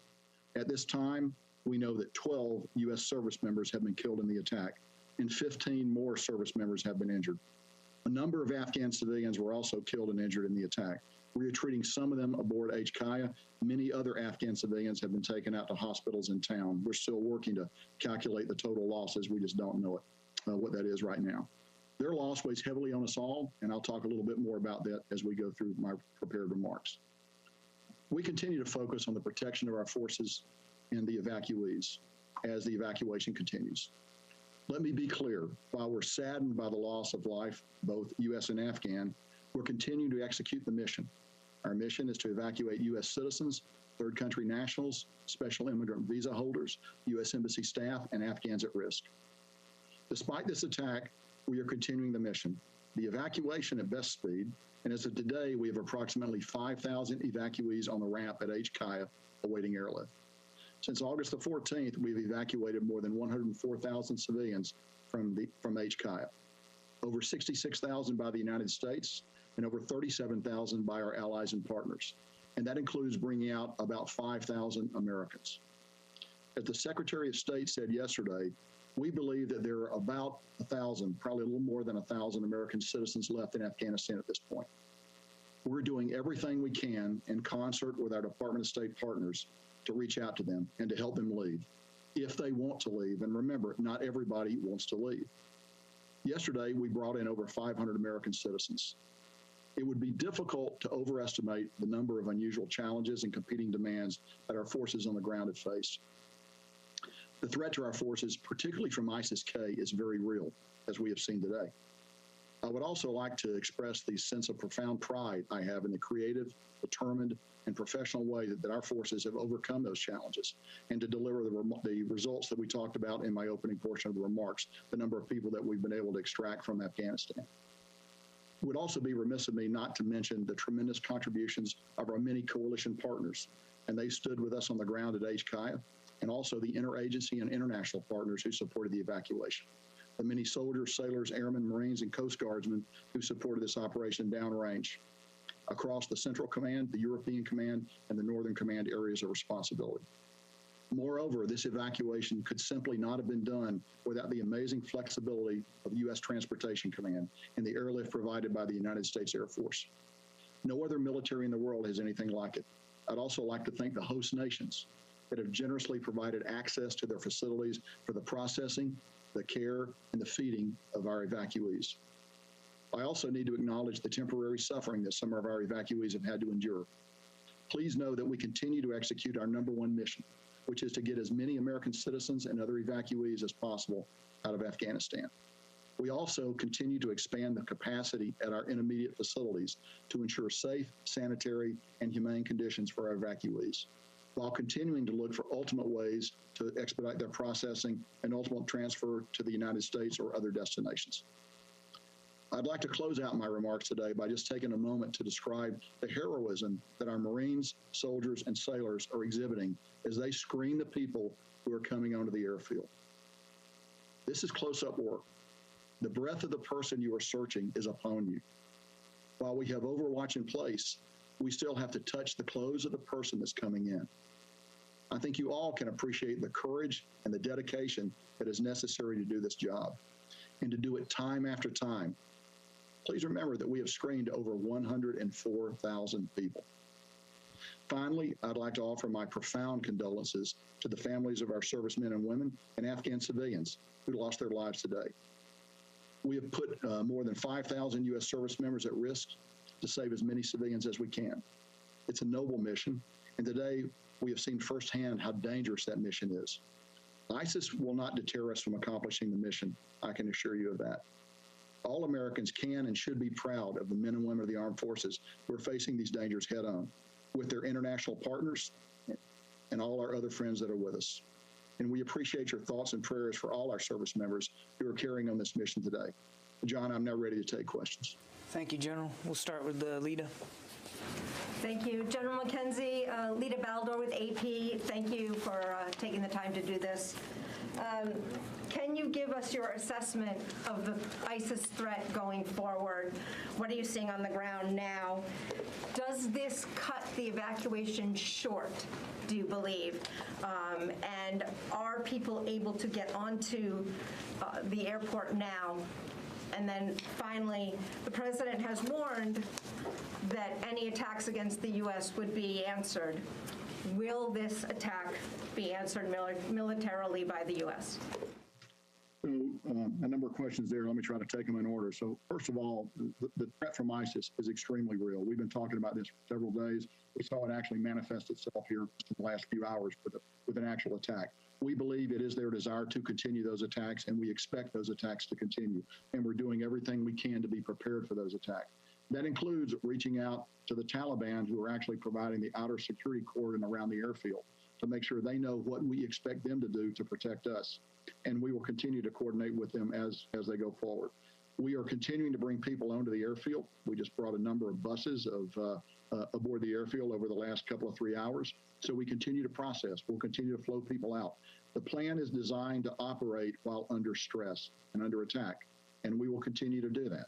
We will coordinate very carefully to make sure that it's safe for American citizens to come to the airfield. If it's not, we'll tell them to hold, and then we'll work other ways to try to get them to the airfield. But I think our mission remains. We're still committed to flowing people out up until we terminate operations at some point, towards the end of the month.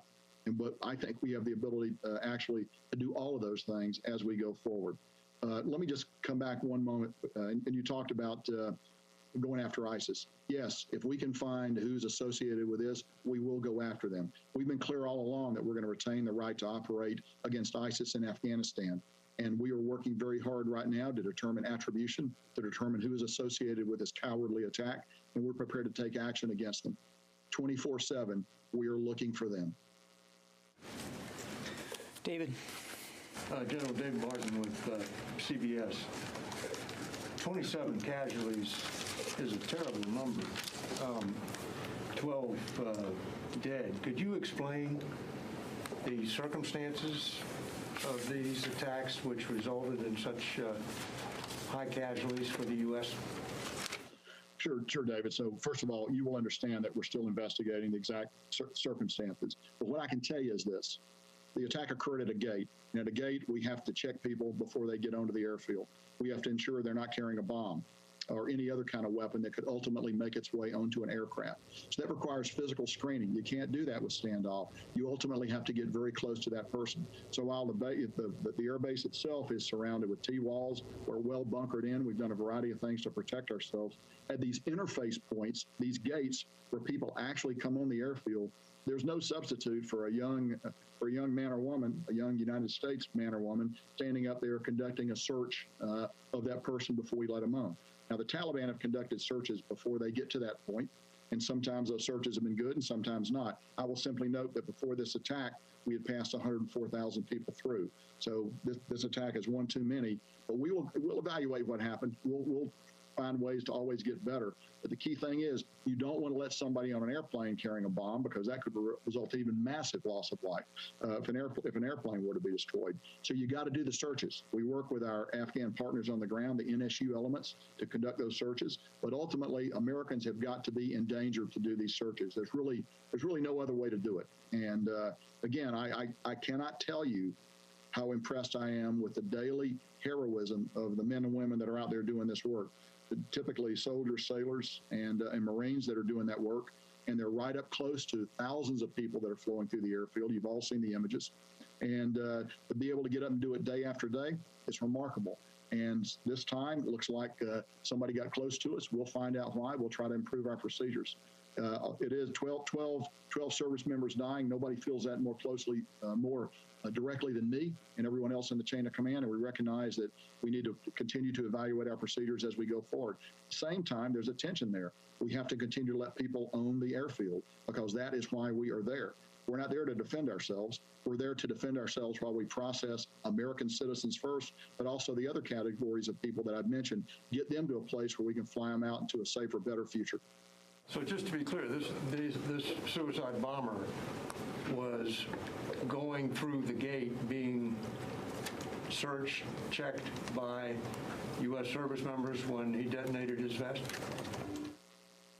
David, that would be my working assumption. I know this: he did not get inside he did not get on the installation. It was at the interface point where they try to come in where this attack occurred, and we just don't know more right now. We're gathering that information. As you will understand, we're investigating that. But right now, our focus really, we have other active threat streams, extremely active threat streams against the airfield. We want to make sure that we've taken the steps we need to take to protect ourselves there. So our focus is on that. Over the next few hours and day or two, we'll learn a lot more about what happened here, and I'm sure we'll be able to share that with you. But right now, our focus is actually going forward, ensuring that another attack of this nature does not occur, because, as you know, typically the pattern is multiple attacks, and we want to be prepared and be ready to defend against that.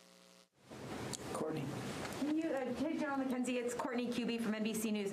Can you tell us a little bit more about these extremely real additional threats from ISIS? Is it a concern about more suicide attacks?